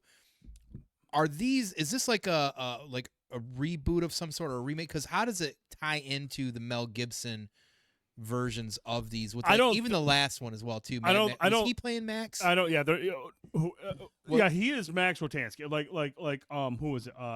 His name? Tom Hardy. Hardy. Was he technically that? He is Max. He is Max. Okay. He is Max Rotansky because it's his daughter at the beginning. He gets killed, and it's very similar to what Mel Gibson. I thought so. So it's supposed to be that. It's a reboot. It's not related to. It's not a continuation of that story. It's completely separate. But they bring some of the old characters in. I mean, just Max is basically the character that they brought back. Or thought the one bad guy. No, Immortan Joe is a new villain, but it's played by the same actor. Ah, that's what it was. That was in the. That's what you were throwing me off. I'm like, am I okay? Yeah, no. He's the same actor, but different character. So it's not even a remake at that point. I mean, kind of. It seems like, but it's just a reboot. You know, restart the franchise, get something going. But the reboot remake bullshit. Hey, man, you know what? No. I mean, like it's sometimes it's fucking. Oh yeah, sometimes trying it's to track disaster, it, trying to figure out what. Yeah, man. I mean, sometimes you don't need to go back and bring back Mel Gibson. I mean, I read an article that Mad Max Fury Road is technically a reboot. Howard George Miller, the writer-director of the film, refuses to call it a revisiting. It's kind of a sequel to the previous Mad Max films, but think of it like a new James Bond film after the actor has just changed over. Okay. I mean, some connections, I guess, here and there. Tom Hardy is Dogboy from Mad Max 2. But with Furiosa taking place 45 years after the fall, Max couldn't have been a cop. Interesting point. Somebody knows they're fucking. Jeff is well versed in Mad Max lore, and I can appreciate that. And I like that perspective. Well, he also did cosplay as Furiosa that first year that movie came out. And I seen the pic. Hey man, very nice, very nice, very nice. But no, like, dude, I'm ready. I am ready for this. Like I said, Mad Max Fury Road was one of the best action movies in the last 20-30 years. It's just from start to finish one of the most fucking exhilarating thrill rides at the theaters, and I am fucking back. George Miller is directing again, even though I think he's like 90 years old. You got you got Anya Taylor-Joy, you got Chris Hemsworth. You're gonna have a fucking cast of just maniacs. You know, I'm in, dude. I'm in. I've been waiting for this, and I'm hyped. Forgot. And didn't Conan O'Brien do a bit where he went to a award ceremony, like one of the fucking guys like doing the guitar, hanging up or something? like that? What are those guys called? The Boys. Fuck. God, there's something Boys. He did a bit, I think, with that though too, like going to an award ceremony or did something with that. I remember. Fire fucking guitar. He was playing because he's a guitar player and he was doing the. I don't know. That's random fact. I'm so fucking hyped. And it's weird, man, because Tom Hardy signed up for like 3 more Mad Max movies. So when the fuck is his movie coming out? God damn. Yeah, he signed up for like 3 more movies. So it's like, I know George Miller to do a movie like I this. wonder why they you can't decided to shoot go it in with like a this month. first, like a prequel like this. I mean, I actually am on board because I am too. I'm just curious. It's weird. Like, it's weird, but it's. I mean, especially like I would expect like Mad Max to be the movies that George Miller does, and then any spin-offs be like somebody else that was involved in the franchise and have them direct the spin-off, because it's kind of like, it's called Furiosa, a Mad Max saga, so it's kind of like a spin-off story to build up one of the characters. You would think George Miller would be like, okay, I'll have my visual director guy or somebody else, principal photography, or somebody like that do that movie. I'm going to work on Mad Max because I have to fucking do 3 of them. George Miller's old. Like, I don't know how many more of these he can do. But all I know is on May 24th, I'm going to see fucking Furiosa. Yeah. Because Furiosa's fucking badass. Hype for that. I thought it was a fucking awesome trailer. All right, Tone, time to move down to the small screen. We just got done watching Gen V, and we're like, dude, when the fuck are we getting something for the boys? Yeah, they came out of nowhere with this, too. We got to be getting something for the boys at some point. We got a lot of build-up. We had Billy. We had Homelander show up. Like, what the fuck, man? Something's got to be coming up. Tone, we got a fucking trailer for season 4 of The Boys. Let's check it out.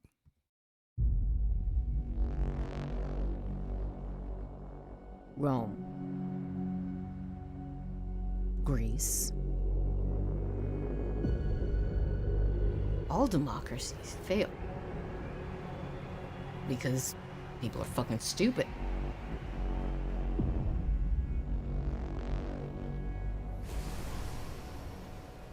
But if you crush the masses, who builds your monuments? Who tongues your taint?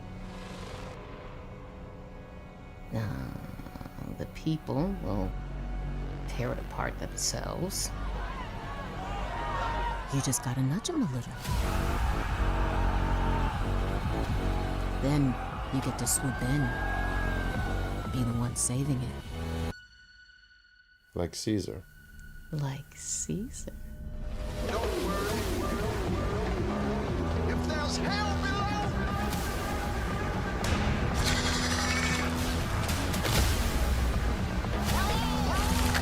Oh, hell. Who wants their balls crushed? Me.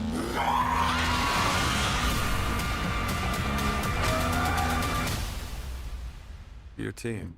What's your code name again? The Boys. Oof. Who came up with that shit?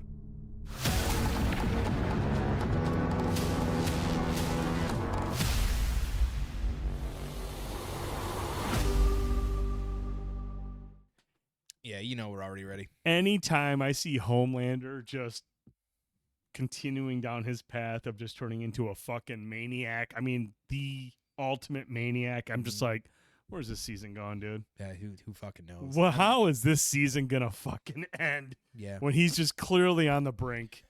Dude. I have no idea. Hype. Yeah. Oh, yeah. I mean, they do a really good job at like kind of keeping things under wraps, just kind of giving you a little bit of a teaser, which is the point of a teaser. But 2024, don't have a window just yet other than 2024. Be dropping on Prime per usual. Thoughts on the trailer, dude? What? Oh, stroking old Homelander. Yeah, the trailer. No, I mean, come on, right? Like we couldn't. It doesn't matter. It could have been the worst trailer. I'd be like, cool. When? Yeah. Give me When? more boys. Like I have no idea where this is going at this point, but I'm ready for it. So. Really, really good trailer. I do like how they still just think if you waited to watch the first 3 seasons like 6 months ago. I know, man. But hey, at least I was able to get through you piece of shit. I didn't have to wait like all you fucking losers for the next season to come out. I just watched them all at You're once. still a fucking cunt. I did. I am a fucking cunt. No, dude, I thought this was just a great trailer, but I always enjoy how they are able to tap into social commentary. Yeah. They just build around what's going on. Like, hey, man, let's get to it. Fucking dope-ass trailer. Billy Butcher. I mean, what's Billy Butcher got? Like 6 months? Is that what he was at? Like, he's only got a certain amount of time left to live. I don't know what it was, man, but it's dire straits. Things are getting dangerous. Things are getting bad. It's gonna be, hey, man, you can call me what you want. I didn't have to wait. You guys had to wait. Yeah, we had to wait. Yeah, I didn't have to wait for the first 3 seasons, so you guys are the suckers. Dope trailer, though, man. Mm-hmm. Big fan. Can't wait for it. But, Tone, that's not the. We got a couple other shows, man. Dude, like I said, man, this week of trailers was fucking bonkers. Yeah.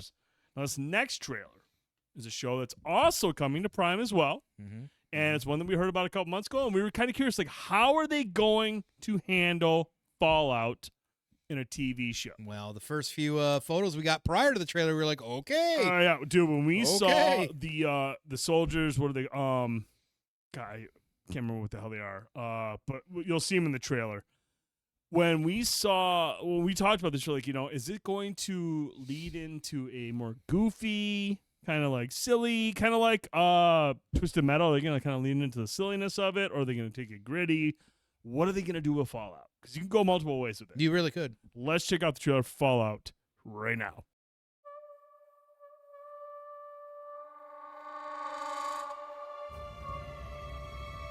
I know that I've lived a relatively comfortable life. Stop! Lucy!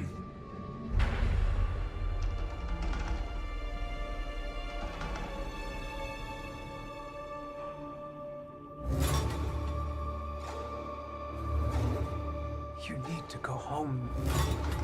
Vault dwellers are an endangered species. I do not think you would be willing to do what it takes to survive up here.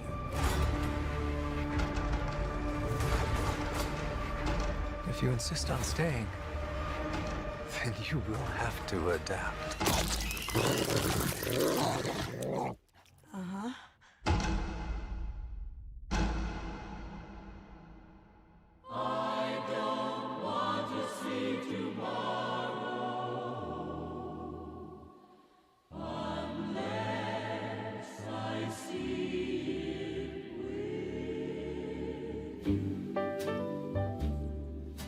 Tomorrow, so they say, will be a lovely day. A bright new sun will suddenly break through. But I don't want to see tomorrow unless I see it with you.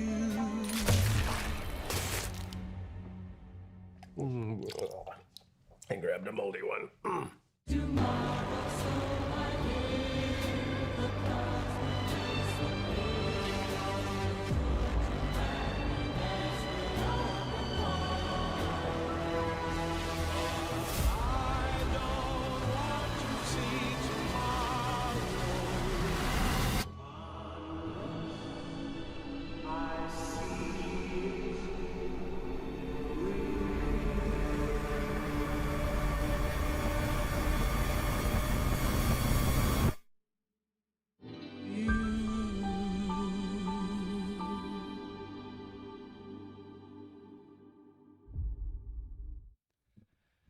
All right, so based on that trailer, it looks like they're going to go the route of being gritty, but have a fair bit of levity in there, and kind of like a dark humor way. Yeah, Instead of being goofy ass like humor, we're going to go with a little bit of dark humor, and I think that is a perfect choice. I think that's a really good way of going about it, because you can still be violent, you can still be, very kind of like just a lawlessness time. I mean, it's out of control. You got eccentric characters ever. Chris Parnell, awesome to see him there. Like Carl said, Walton Goggins is in this. I mean, you've got a very talented cast here, and I feel like I like what they're trying to do here. It's going to be gritty. It's going to be violent and have some dark humor littered throughout.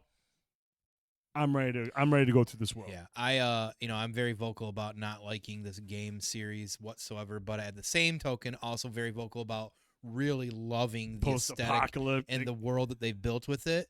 I just don't like playing it. So for me, I'm really excited to kind of be in this world and being able to be in it as a viewer, because this looks awesome. You don't have to rely on the VAT system. I don't have to worry about that shit at all. I'm very excited for this. I think this could potentially be a fucking home run hit. And honestly, it's hard to get sometimes these video game adaptations to stick, but maybe we may have another one on our hands here. So it's wild, Tony. I mean, we think about what we've seen. This will be an episode a 3-episode show for me. Hey, I mean, that's whatever, dude. I'll be in it from start to finish. It's gonna be 8 episodes. Look. I understand people's thoughts on the games, and especially somebody who's an RPG fan, familiar with the old stuff. Fallout 3 was fucking amazing in my opinion. I thought Fallout 3 was awesome. I loved the voice. Liam Neeson's in it. I mean, he's the dad. I mean, and it was a really, really good story, and I loved exploring that world. So I am a Fallout fan. I really enjoy what they do with those games. But the way that this show is presented, I think they do a really good job of capturing the essence of the game. You're going to have, like I said, very eccentric characters. And the CGI was good. Where was that? CGI looked pretty decent, dude. It looked pretty good. You know, it's kind of got that gritty look to it. It's not, but like I was going to say before, dude, like look at where we're at, compared to 20 years ago when somebody tried to make Super Mario Brothers. Somebody tried to make Super Mario Brothers with John Leguizamo and old boy from Roger Rabbit. It's just like, and then you come to 2023, 2022, you've had The Last of Us. I know we're all very indifferent on Halo, but The Last of Us, you look at Twisted Metal, shows that have been able to capture the essence of the source material and still be respectful about it and still deliver a good story and be respectful to it. And so I don't know. I mean, I'm assuming Fallout, it's not going to follow like 3 or New Vegas or 4. That's the brilliance of it with all the vaults. You don't have to. You don't have to. That's what's brilliant. You can come out. And you can build off anywhere. Exactly. And that's one thing I've always also said. Gives you a little more creative freedom. Absolutely.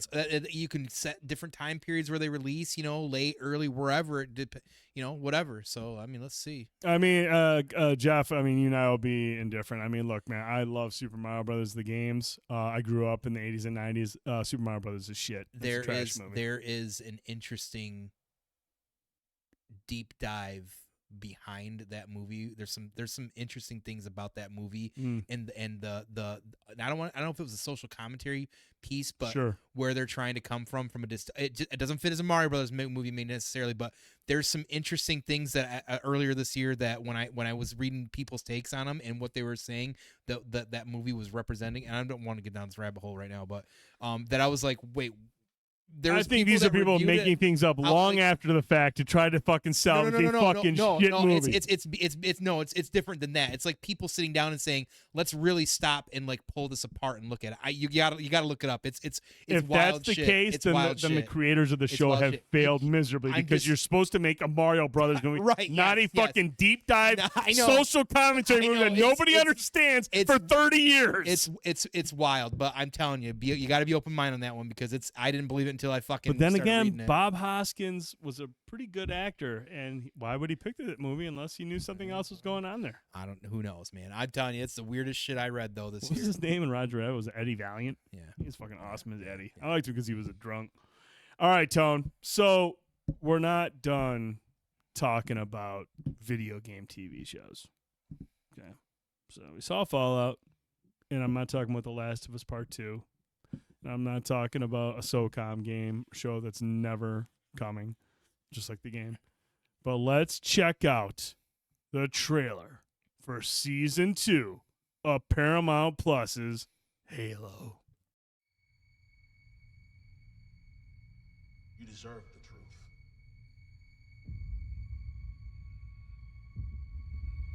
The enemy is at our gates. Their numbers are overwhelming. Any Marine who makes this stand with us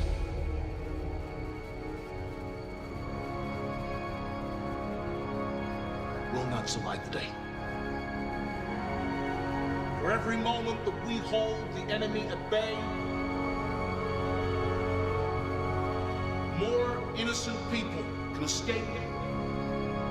When they do, they will go forth and tell the story that you write today. You will be remembered.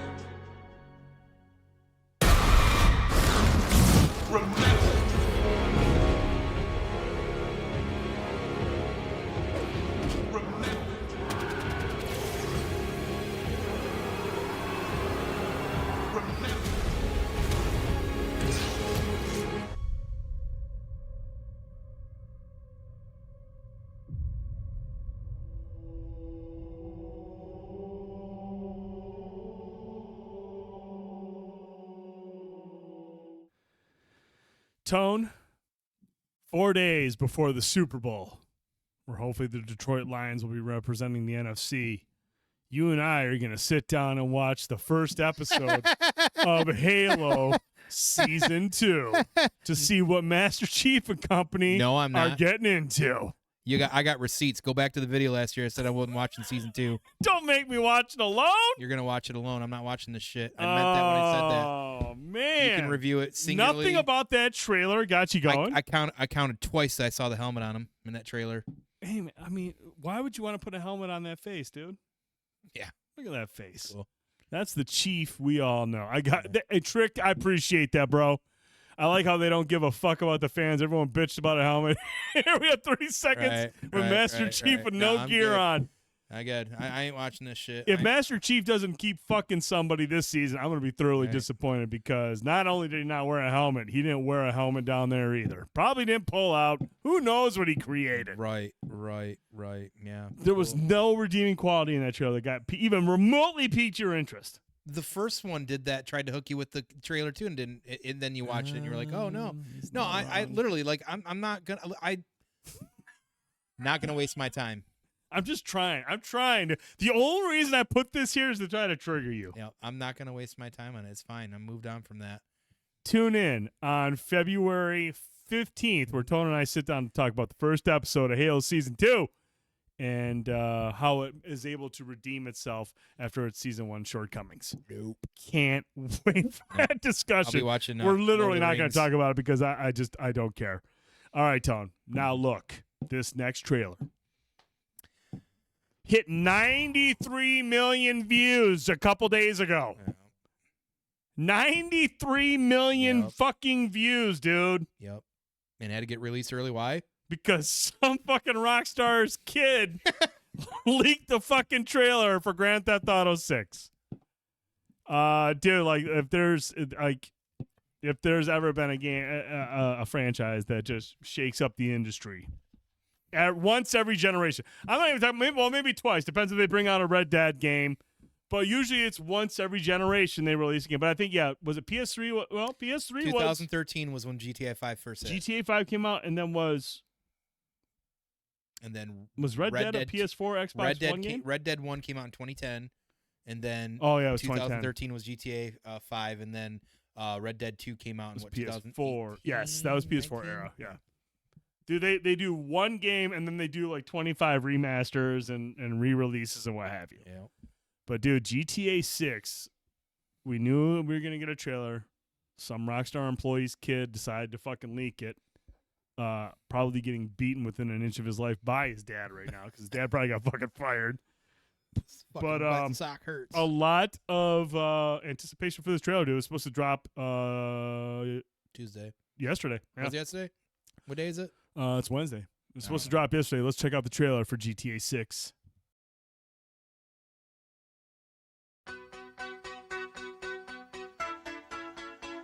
Lucia, do you know why you're here? Bad luck, I guess.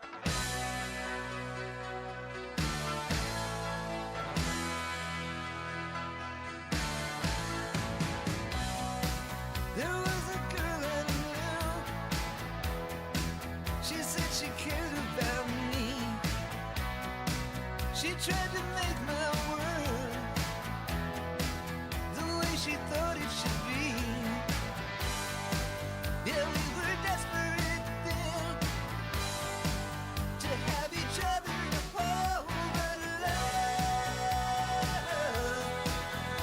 is a long, long road. Yeah, love is a long, long Well, look who's back.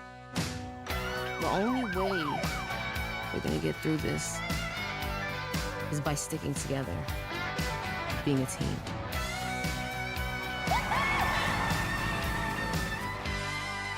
Trust? Trust.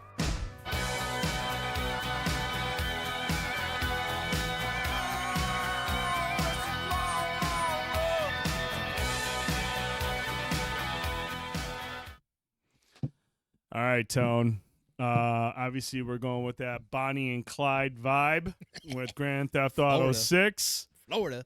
I was wrong, dude. Like, I normally, Rockstar, when they release a trailer, they're like pretty confident that game's coming out within a year. And I thought for sure, I was like, cool, fall 2024 is when this is coming out. This is not coming out till 2025. So this is a ways out still, but obviously, clearly, there's a lot done with this game. They've been able to cut a pretty expansive trailer that shows a lot of what's going on in this game, a lot of things you can expect to see in this game. Several scenes in that trailer were inspired by real life events. Clearly. I mean, a lot. I don't know if you guys have seen some of the trailers out there or some of the videos. Or if you've been to Florida. Or if you've been to Florida in general. You kind of have an idea what's going on there. But no, it's very, very interesting. I thought it was a cool looking trailer. I love Vice City. Vice City is probably my favorite GTA out of all of them. I was kind of bummed when I saw they were going back to Vice City because had Ray Liotta not passed, maybe we could have got a nod to Tommy Vercetti. Yep, we could have. But you know, it is what it is. But no, again, this looks like it's going to be an incredibly robust, alive, breathing world for you to explore. Obviously, we're going to be playing as two characters. It'll probably be much like Grand Theft Auto 5, where you switch between the three main leads. I like the fact that they're doing that here. Bonnie and Clyde, you said. Bonnie and Clyde vibes for sure. In a fucking crazy ass lawless fucking Florida. So I mean, look, there's not too much you can glean from this trailer. It's more of just kind of like a showcase as what this game is going to consist of. But I expect, once we get closer to 2025, we'll hear more about GTA Online because, look, let's be honest. That's the reason GTA 5 was consistently in the top 10 on the NPA, or was it NPDs, for like 10 years after launch. Yeah, that's insane. A consistent top 10 seller because GTA Online, I don't even know how much money GTA, it's obviously billions. It's billions. It's why everybody wanted live services. Like kick it into high gear. Everybody started in 2010, but it was because of GTA Online that everybody was like, okay, we can make money off this. Listen, I have somewhere hidden in my collection hoarding of shit for many years a postcard from Rockstar with Tony Vercetti on the beach with a katana as the sun is setting, because I was so into GTA 3. There's those games in your gaming history that are like a benchmark that GTA 3 was a phenomenon. Just showed you what game. And it was a silent. You were silent protagonist. Didn't matter, freedom. but it was that game changed my life in gaming. It was that next evolution with gaming. I'll never forget playing the amount I did. And then I had signed up for their mailing list and became like a Rockstar member or whatever, blah, blah. And they sent me that postcard before Vice City came out. And I took like 2 or 3 days off of work when Vice City dropped and just played that nonstop. I am so hyped to go back to Vice City. I loved Vice City. I loved that area. It was fun to play in. I can't wait to do it again. I know it's years later. Of course, we're gonna get the. That's what always made Vice City special to me. The game because it's set during the 80s. It was the retro, that fucking retro vibe. You were had basically Scarface setting to it. Because you were in his mansion basically. Yeah, and all that basically, stuff. So I am. Listen, GTA.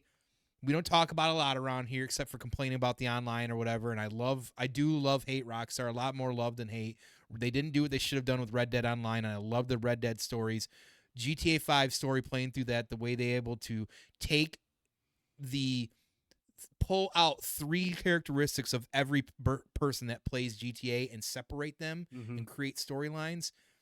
Brilliant. These guys tell great stories. They make fun games, and I'm just telling you, like, this is when a GTA drops like this, the industry stops for a minute. Like the earth doesn't move for a moment. It gives it a couple seconds and then starts over again. Prime actually made a good point in the chat earlier today where he said, like it's a good thing they said 2025 because that gives every other developer out there a fucking idea. Hey, get your shit out now. Get it out now. Get it out in 2024 because there's not going to be any room for you in 2025. I like what Cuddles just said. He said, since Rockstar bought 5 of them in Red M, I'm wondering what RP aspects they will bring.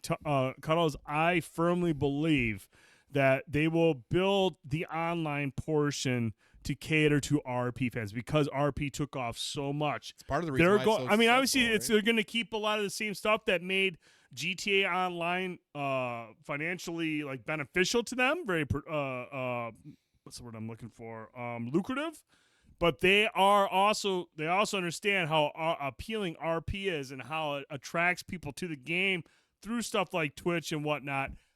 I think they will make sure that GTA Online, for when it drops on GTA 6, it's going to be more accessible Catered. for RP and Catered. make it so it's a more appealing RP experience for those of you that like to do RP. I think it's going to definitely be built around that. Obviously, this trailer, we didn't see any GTA Online because they don't have to fucking show it. GTA 5 is going to continue to make a ton of fucking money, and I'm sure sometime late 2024, maybe, I mean, depending on when they're planning on dropping this game in 2025, at the very earliest, maybe towards They typically do spring. Yeah, they're usually a spring release. So for probably next holiday they'll do a think. deep dive into the online, or at least do a reveal and do a deep dive close to launch. But I fully anticipate. I mean, GTA Online is where this game makes its fucking money. So they are going to put all of their effort into it. The story will be great. It'll be a fun world to explore. There'll be a lot of shit to do. But the online portion will be the main focus for them because I don't know much about Red Dead Redemption 2 online. But I know it doesn't compare to fucking GTA Online in terms of its money. I don't want to get down. I don't even want to start. So I fully anticipate GTA Online will be built with RP in mind. I mean, we got the announced trailer at last year's Super Bowl. Hurry up. Right? Hey, man. Like I said, I thought this game was for sure. Once they said they were getting a trailer, I was like, cool, 2024 is when it's coming out. Because typically Rockstar is not like these other developers are like, hey, we're making a game. It'll be out in 7 years. Right. Yeah. Usually Rockstar is like, look, we'll show you our shit when we're ready. And when we're ready, you can expect it to drop pretty shortly after. So I was surprised to see 2025, but like Tone said, spring makes sense. Early 2025. And like March, April, something like that. But no, man, awesome trailer. Looks like it's going to be a fun world to explore. I'm sure it'll be a dope-ass a story. But like Cuddles, I think they're holding back the GTA Online stuff because that's going to be the main focus. All right, Tone. Yeah. Moving on to our final topic. I know it's late, so we won't spend too much time on it. But tomorrow night, Jeff Keighley is back. The Game Awards. Is somebody going to charge the stage? We don't know yet. Jeff Keighley said he's got security in place, so somebody might get killed if they charge the stage. Who knows? But the Game Awards is tomorrow night. There are a ton of fucking categories. We're not going to go over all of them because it's 11:10. There's a couple we just thought were interesting. We thought it'd be cool little discussions because of some of the games we have played. So we'll talk about these briefly, and then we'll wrap things up. But Tone, the Game Awards, I like watching them. I like for not only the awards themselves, but typically we get a lot of cool trailers for games coming out in 2025 or the following year. Everything's subjective, of course, but you know it's usually the world announcements and stuff like that I get excited about. For sure. So that hopefully we'll see some stuff. I'll say it as I do every time. Hopefully we get a new announcement from Hideo Kojima. Oh, it would be Death Stranding too? Anything will be fine. I think we'll probably. I mean, shit. Be him prodding a pencil into a when fucking did eraser. they announce Death Stranding 2? Was that 2 years ago? And then last year he was talking about doing something with Microsoft. I think. Oh, his live service game. We haven't heard anything since. Yeah, some weird shit. But I mean, if it's weird with Kojima, yeah, I want to fucking see what he's got going on. But Tony, like I said, we have several categories that they're going to be covering tomorrow night. You can watch the show live on Twitch. I'll be tuning in. Like I said, man, I just want to see what kind of reveals we get. But there are a couple categories that I pulled aside just because, like, hey, man, let's talk about them for a little bit because there's some good games listed in there and maybe some good discussions. He is trying to get the walking just right in the new one. Mm-hmm. Sure. Yeah, because you had to balance the fucking. Yeah, I need to sleep. Hey, Crash, good luck on finals. Knock it out of the park, man. Do great. I know you will. You're a smart dude. I love you too, man. Have a good night. Tone, we're going to look at the first category here. Best action game. I was surprised to see Armored Core on there, I'll be honest. You know what? I can tell you about this list, Tone. I bought Armored Core. Haven't played it yet. Yeah. I beat Dead Island 2. Really enjoyed it. I love my controller, so I won't buy Ghost Runner 2, but I know the soundtrack's dope because I bought that. I finished Hi-Fi Rush.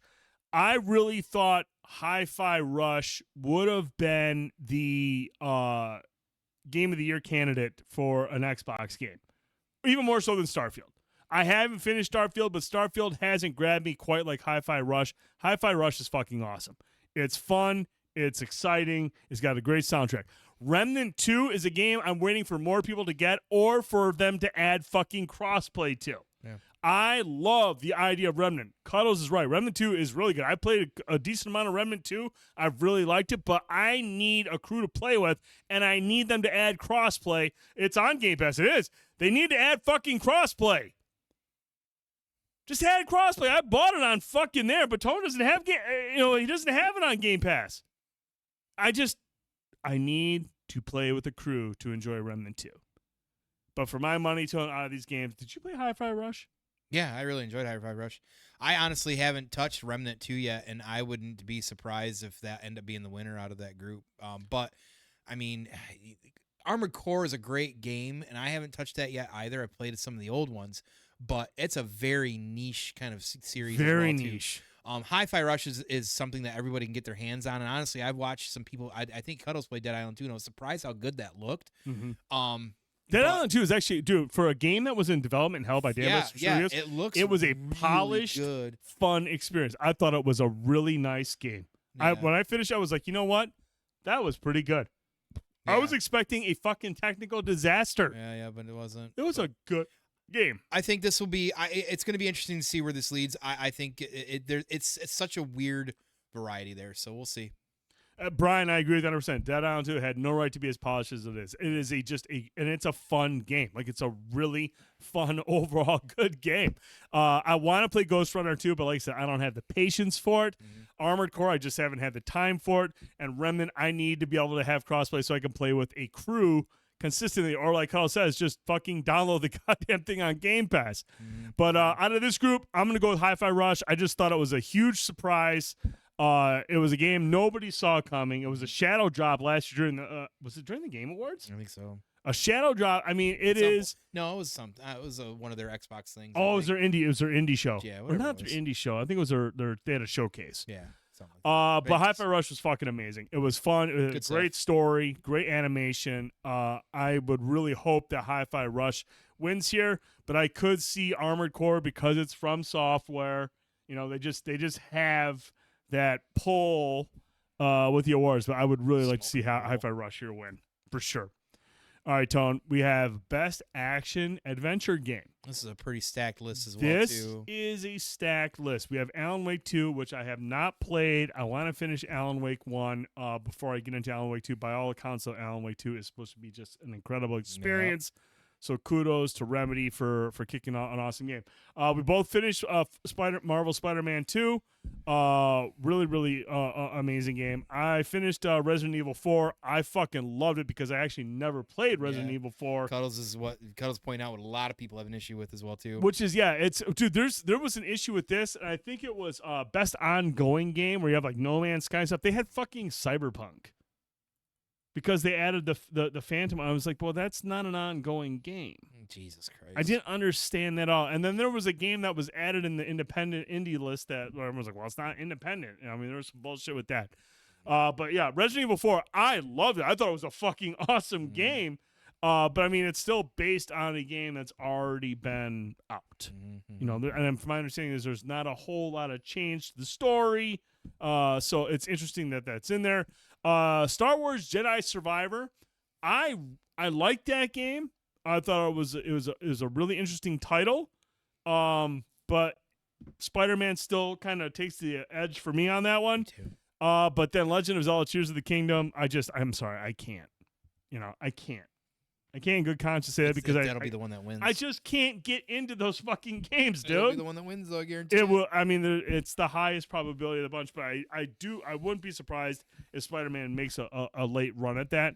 I think it's funny. It's listed as an action adventure. Or even I think Alan Wake probably has a chance to kind of like shock the world because like Alan Wake was really well received and people that played it really, really enjoyed it. So should be interesting to see. I don't want to comment too much on the Zelda bullshit, but I got my thoughts. Got your thoughts. We know where you're at. Now, Tone, RPG. Big category. Very big category. And see, weird, Zelda's not on there. Okay, so let's see. We have Baldur's Gate 3, Final Fantasy 16, Lies of P, Sea of Stars, and Starfield. Now, I have not finished 4 of these games. I've played but not finished 4 of them. I've played Baldur's Gate 3, I played Final Fantasy 16, I've played Starfield, and I've played Sea of Stars. I have not touched Lies of P, which is also a Game Pass title. I enjoy what I played of Sea of Stars, but right now Baldur's Gate 3 is probably the front runner in my opinion, not just because of the hype surrounding it, but because what I've played, I have really enjoyed Baldur's Gate 3. I like the story. I like the combat, as difficult as it can be. It's polished. It runs really good. For the most part, I understand there's some parts later in the game that might struggle. But I also do know that they released a patch recently, and this is interesting because we don't have an Xbox version of it yet. A lot of people are expecting that to get a shadow drop or an announcement tomorrow on the awards show that it's available now because Larian came out and said, look, it'll be out before the end of 2023. So it leaves us 3 weeks. Game Awards. We also know that there was a link or a message came out somewhere that said Baldur's Gate 1 and 2 was coming to Game Pass. That would be a monster drop if they came out tomorrow and said, hey, Baldur's Gate 3 is available now on Game Pass on Xbox. That would be monstrous. So I would not be surprised if that's the announcement we get tomorrow. I do expect them to announce that it's available tomorrow. If it's on Game Pass, bonus points because that's huge. But they did release a patch recently on the PC or on the PS5 version that benefited from the optimization they had put towards the Xbox version that's supposed to make the PS5 version run better. So they were able to kind of make best of it by rushing to get the Xbox version out. Cool. So regardless, my thoughts are, my opinion is, I think Baldur's Gate 3 will be the lock here, not just because it's also, I just assume. There's a lot of people that love this game right now. Assume. But based on out of the 4 that I have played, that's the most engaging, the one that's kind of brought me back the most. Your thoughts? I just assume. I know you played 3 of them. Which 3 of those 3 stands out to you the most that you feel like is stand out? Baldur's Gate for sure. For sure. I mean, yeah, midfield, no. Fantasy 16, I'll probably go back to it at some point, but while a good driven narrative story, it just doesn't have all the other goddamn combat. Doesn't have all the other bells and whistles, and Baldur's Gate's got so many that you can't tell what bell or whistle you got to pull it every time. That's not a good thing. Fine. It's not a good thing. Yeah, all right, Tone. Next one. This is something that you and I always take appreciation of in our video games. Best narrative. Again, we got some familiar faces here. We got Alan Wake 2. I seriously feel like every time I see it, I'm like, I have to fucking play this game. Yeah. I have to finish Alan Wake 1. I'm about halfway through it. I fucking love what I played so far, but I will not touch 2 until I finish 1. Baldur's Gate 3. Cyberpunk Phantom Liberty. I know that was super well received. Final Fantasy 16. Interesting. Stories there. Combat's not. And then Marvel's Spider-Man 2. I find this to be probably the most interesting and probably the most difficult as well, too. Because if you're talking specifically narrative, not Game of the Year, Game of the Year encompasses many things. You're trying to zero in specifically on the story, which from all intents and purposes, from the ones that I played up there, even Cyberpunk, I haven't done the DLC yet, but knowing from the Cyberpunk game, we're looking at some 5 heavy hitters here from the ones I've had hands on as well too, and knowing what I know about Alan Wake. So that I think that's going to be a real tough category. I do think at the end of the day, Baldur's Gate's been sweeping everything else. I just don't see it. The only one I see here that could beat Baldur's Gate is Alan Wake.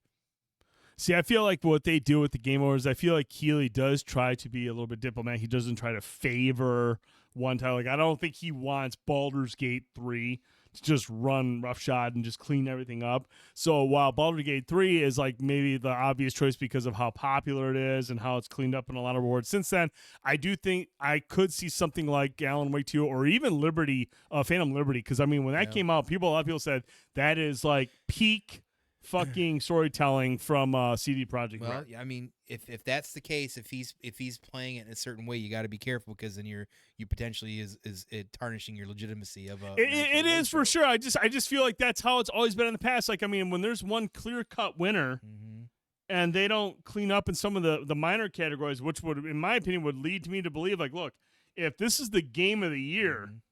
Well, how do you not get best narrative, or how do you not like get last year or something, and everybody's like, "Yo, what the fuck?" Right. So I mean, I think they got to be careful of that. Yeah, I think you're right too. You can't come up with a predetermined thing just to make everybody happy. Everybody doesn't get a trophy. That's exactly right. Now, Tone, this next one, I like looking into the future and getting hyped about what's coming next year.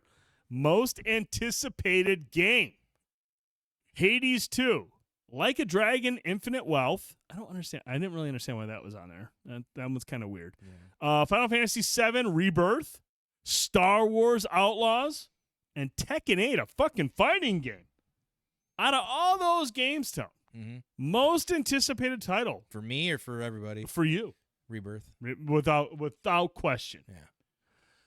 I have not finished Final Fantasy VII Remake. I am deeply interested in Star Wars Outlaws. That's I number 2. really liked the reveal.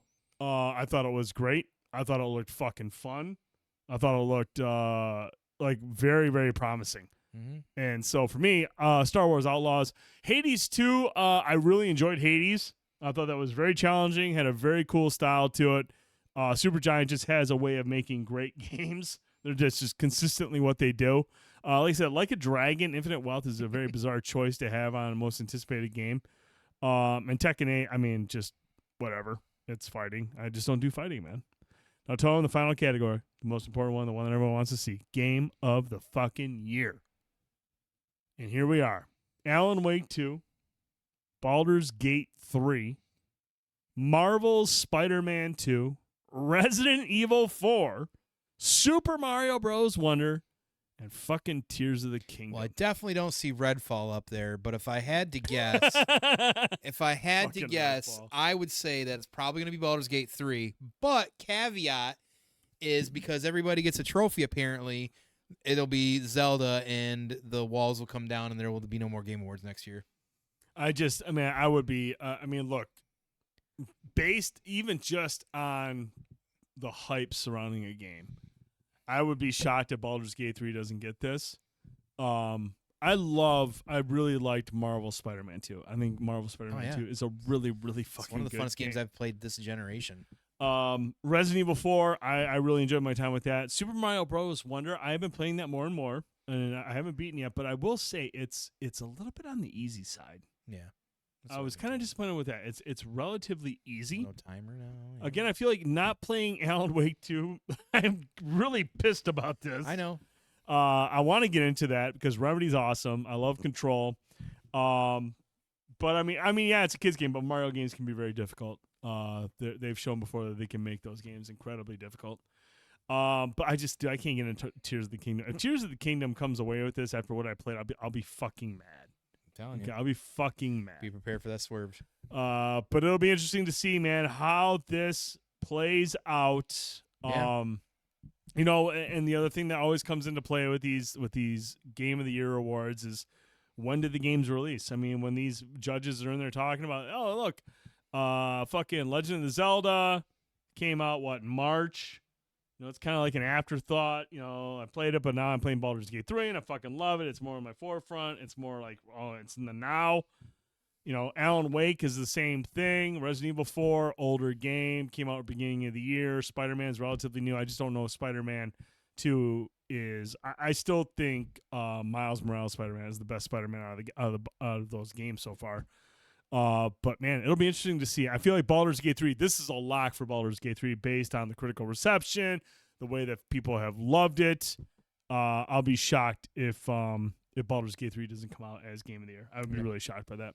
We'll see. I mean, like I said, I would be too, but I'm not surprised. I mean, I saw those days when Horizon Zero Dawn wasn't getting the love because Zelda came out that year. Yeah. So I expect some of those swerves, but hey, who knows? But we'll see tomorrow night. Tomorrow night it goes live. We'll definitely watch it. I'm there for the trailers. I want to see what gets announced. Yeah, that's the big thing. What kind of shit we get to see coming out in 2020? Because I mean, honestly, dude, Avatar comes out this week, and then we're done until there's nothing coming out until like the middle of January. We're hitting that point in the year where it's just like everyone just shuts down and says, "Fuck it, we're done making games. We're done releasing games." We got Rebirth in February. We do have Rebirth. We have Helldivers in February. So once February is where it's like, oh shit, here we go. We're starting to pick up and get wild again. Are we playing? Dude, the guy at Chuck E. Cheese puking kids at ski. I do punk him. Like a Dragon attacking in January. I mean, cool. I'll be waiting for Helldivers in February. I'll be playing Baldur's Gate 3 and Call of Duty in January. That'll be my those will be my games. I'm all set.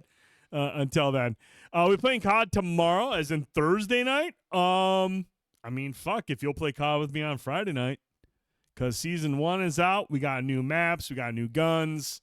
I've got a shit ton of fucking XP bonuses I got to earn. I'm ready to play. If you want to play COD tomorrow night, I'm cool. Oh, you got fucking kickball on Friday. I'll play COD tomorrow. Let me see. Tomorrow's Thursday. If you can wait till 9, I'll play. I just don't. I know you like to start early. I know my wife's going shopping tomorrow. Tore my MCL. I ain't kicking shit. Hey, man, you play COD tomorrow. I'm not going to stream it. If you stream it, I'll hop on, and then I'll stream it on Friday. We'll change duties. You know what I'm saying? I'll stream one night, give you the night off the next night. If we do that, I can work with you. I do want to play, man. I do want to play COD. I seriously almost called in sick today so I can come home and play Season 1. New maps, new guns. Love it when you guys change your duties. You lost me. Well, what time are you going to go live? Because like I said, if I'm not streaming it, I can come down here sooner, sit on the couch, and just fucking play with you. You know, but I mean, if I'm streaming 6-ish, fuck, man. I'll try maybe 7. Well, you're not playing from like 1 hour. You're not going 6 to 7, right? So if you start at 6, you know you'll have room. If I hop on at 7, I can play with you at 7. Maybe, he says. Man, fucking thanks, dude. Who knows? All right, well, I'm gonna try to be on. I'm gonna come down here. 6 p.m., spoken like a man with no responsibility. Oh, so they finally got me to change my name. What? You can't be I Love Wiener anymore? I'm not playing the game. I'm boycotting. Fuck that shit. Let my boy be I Love Wiener. That's bullshit, dude. Classic. 6 years, and they found 6 years, and they're like, oh, wait a minute. I got you. There you That's go. not cool. Fuck them, Cuddles. Fuck them all, dude. No, man, I'll definitely try to get on. Like I said, I get out at 4:30. I got to pick the kids up, get them dinner and shit like that. So, 6:30. So I don't even know if I'll be able to use a mic because my kids are going to be down here running around. But if you're on, dude, I will try to hop in with you and shoot some shit. But I will be live on Friday night for more COD and boozing and drinking, all that shit. And then next Wednesday at 8 p.m. Eastern, right here, we'll be doing some fucking Mario Kart Deluxe to check out the new tracks. It's cool. I know when someone doesn't want to. Hey, man, when I log in at 6:30, and if you're not on streaming it, you have fucking failed because that's a half-hour stream. So you better be on at 6:30, 7 o'clock because I'm going to jump in there and we're going to fucking dominate. Okay? And then next Thursday, we're getting back into TCM. It's been too fucking long. Only because Season 1 started today do I want to play COD tomorrow and Friday. But next Thursday, we're getting back into TCM. I'm done waiting. I'm done sitting that out. New tunes and hey, man, I'm in. Tone? Yeah. Housekeeping. Appreciate everybody being able to show up tonight for the extra long show and TCM talk once again on B&B. Yeah. But if you're here and you're new here and you enjoyed what we did tonight, please like, follow, subscribe, whatever it is. We'd like to see you again. We'd like to hear your thoughts and everything as well, too.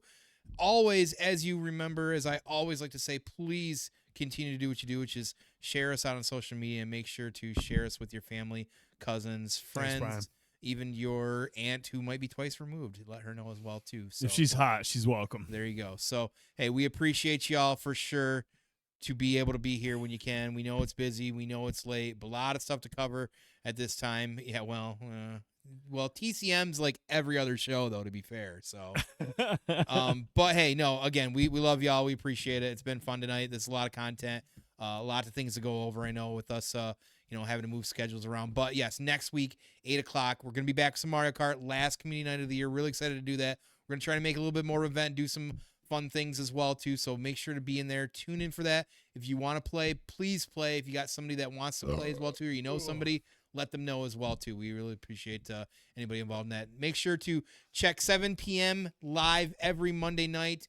Eastern time, you will find the 7D Dungeons crew spinning the yard doing that D&D goodness. Make sure to check them out and get in there and tell Drassen to write better stories. Oh. And then, of course, check out all the half-ass beer reviews as they come out on YouTube every week, usually 2 or 3 times a Hey, week. Draston, Some when the good stuff fuck as are we well, doing too, another so- one-shot? Yeah, we've been trying, but he Christ. But and of course, make sure to catch King Cuddles. He streams periodically throughout the week as well too. So And when do I get to win my fucking belt back, when Cuddles? does he get to win his belt back? Jesus Christ, I want to do a one-shot and I want to win my belt. That's gonna do it for us. Good night, guys. Appreciate everyone watching. Like Tone said, make sure you like and subscribe on YouTube. Make sure you like and give us a 5-star review on both Spotify and iTunes. That helps us kind of get out there and branch out. CWF is canceled. It's just been revoked. No, wait. It's just been renewed. That's what I meant to say. It's been renewed. It's coming back because I need the fucking belt. This guy fucking cheated the last game. So anyways, I digress. Thank you so much for that support.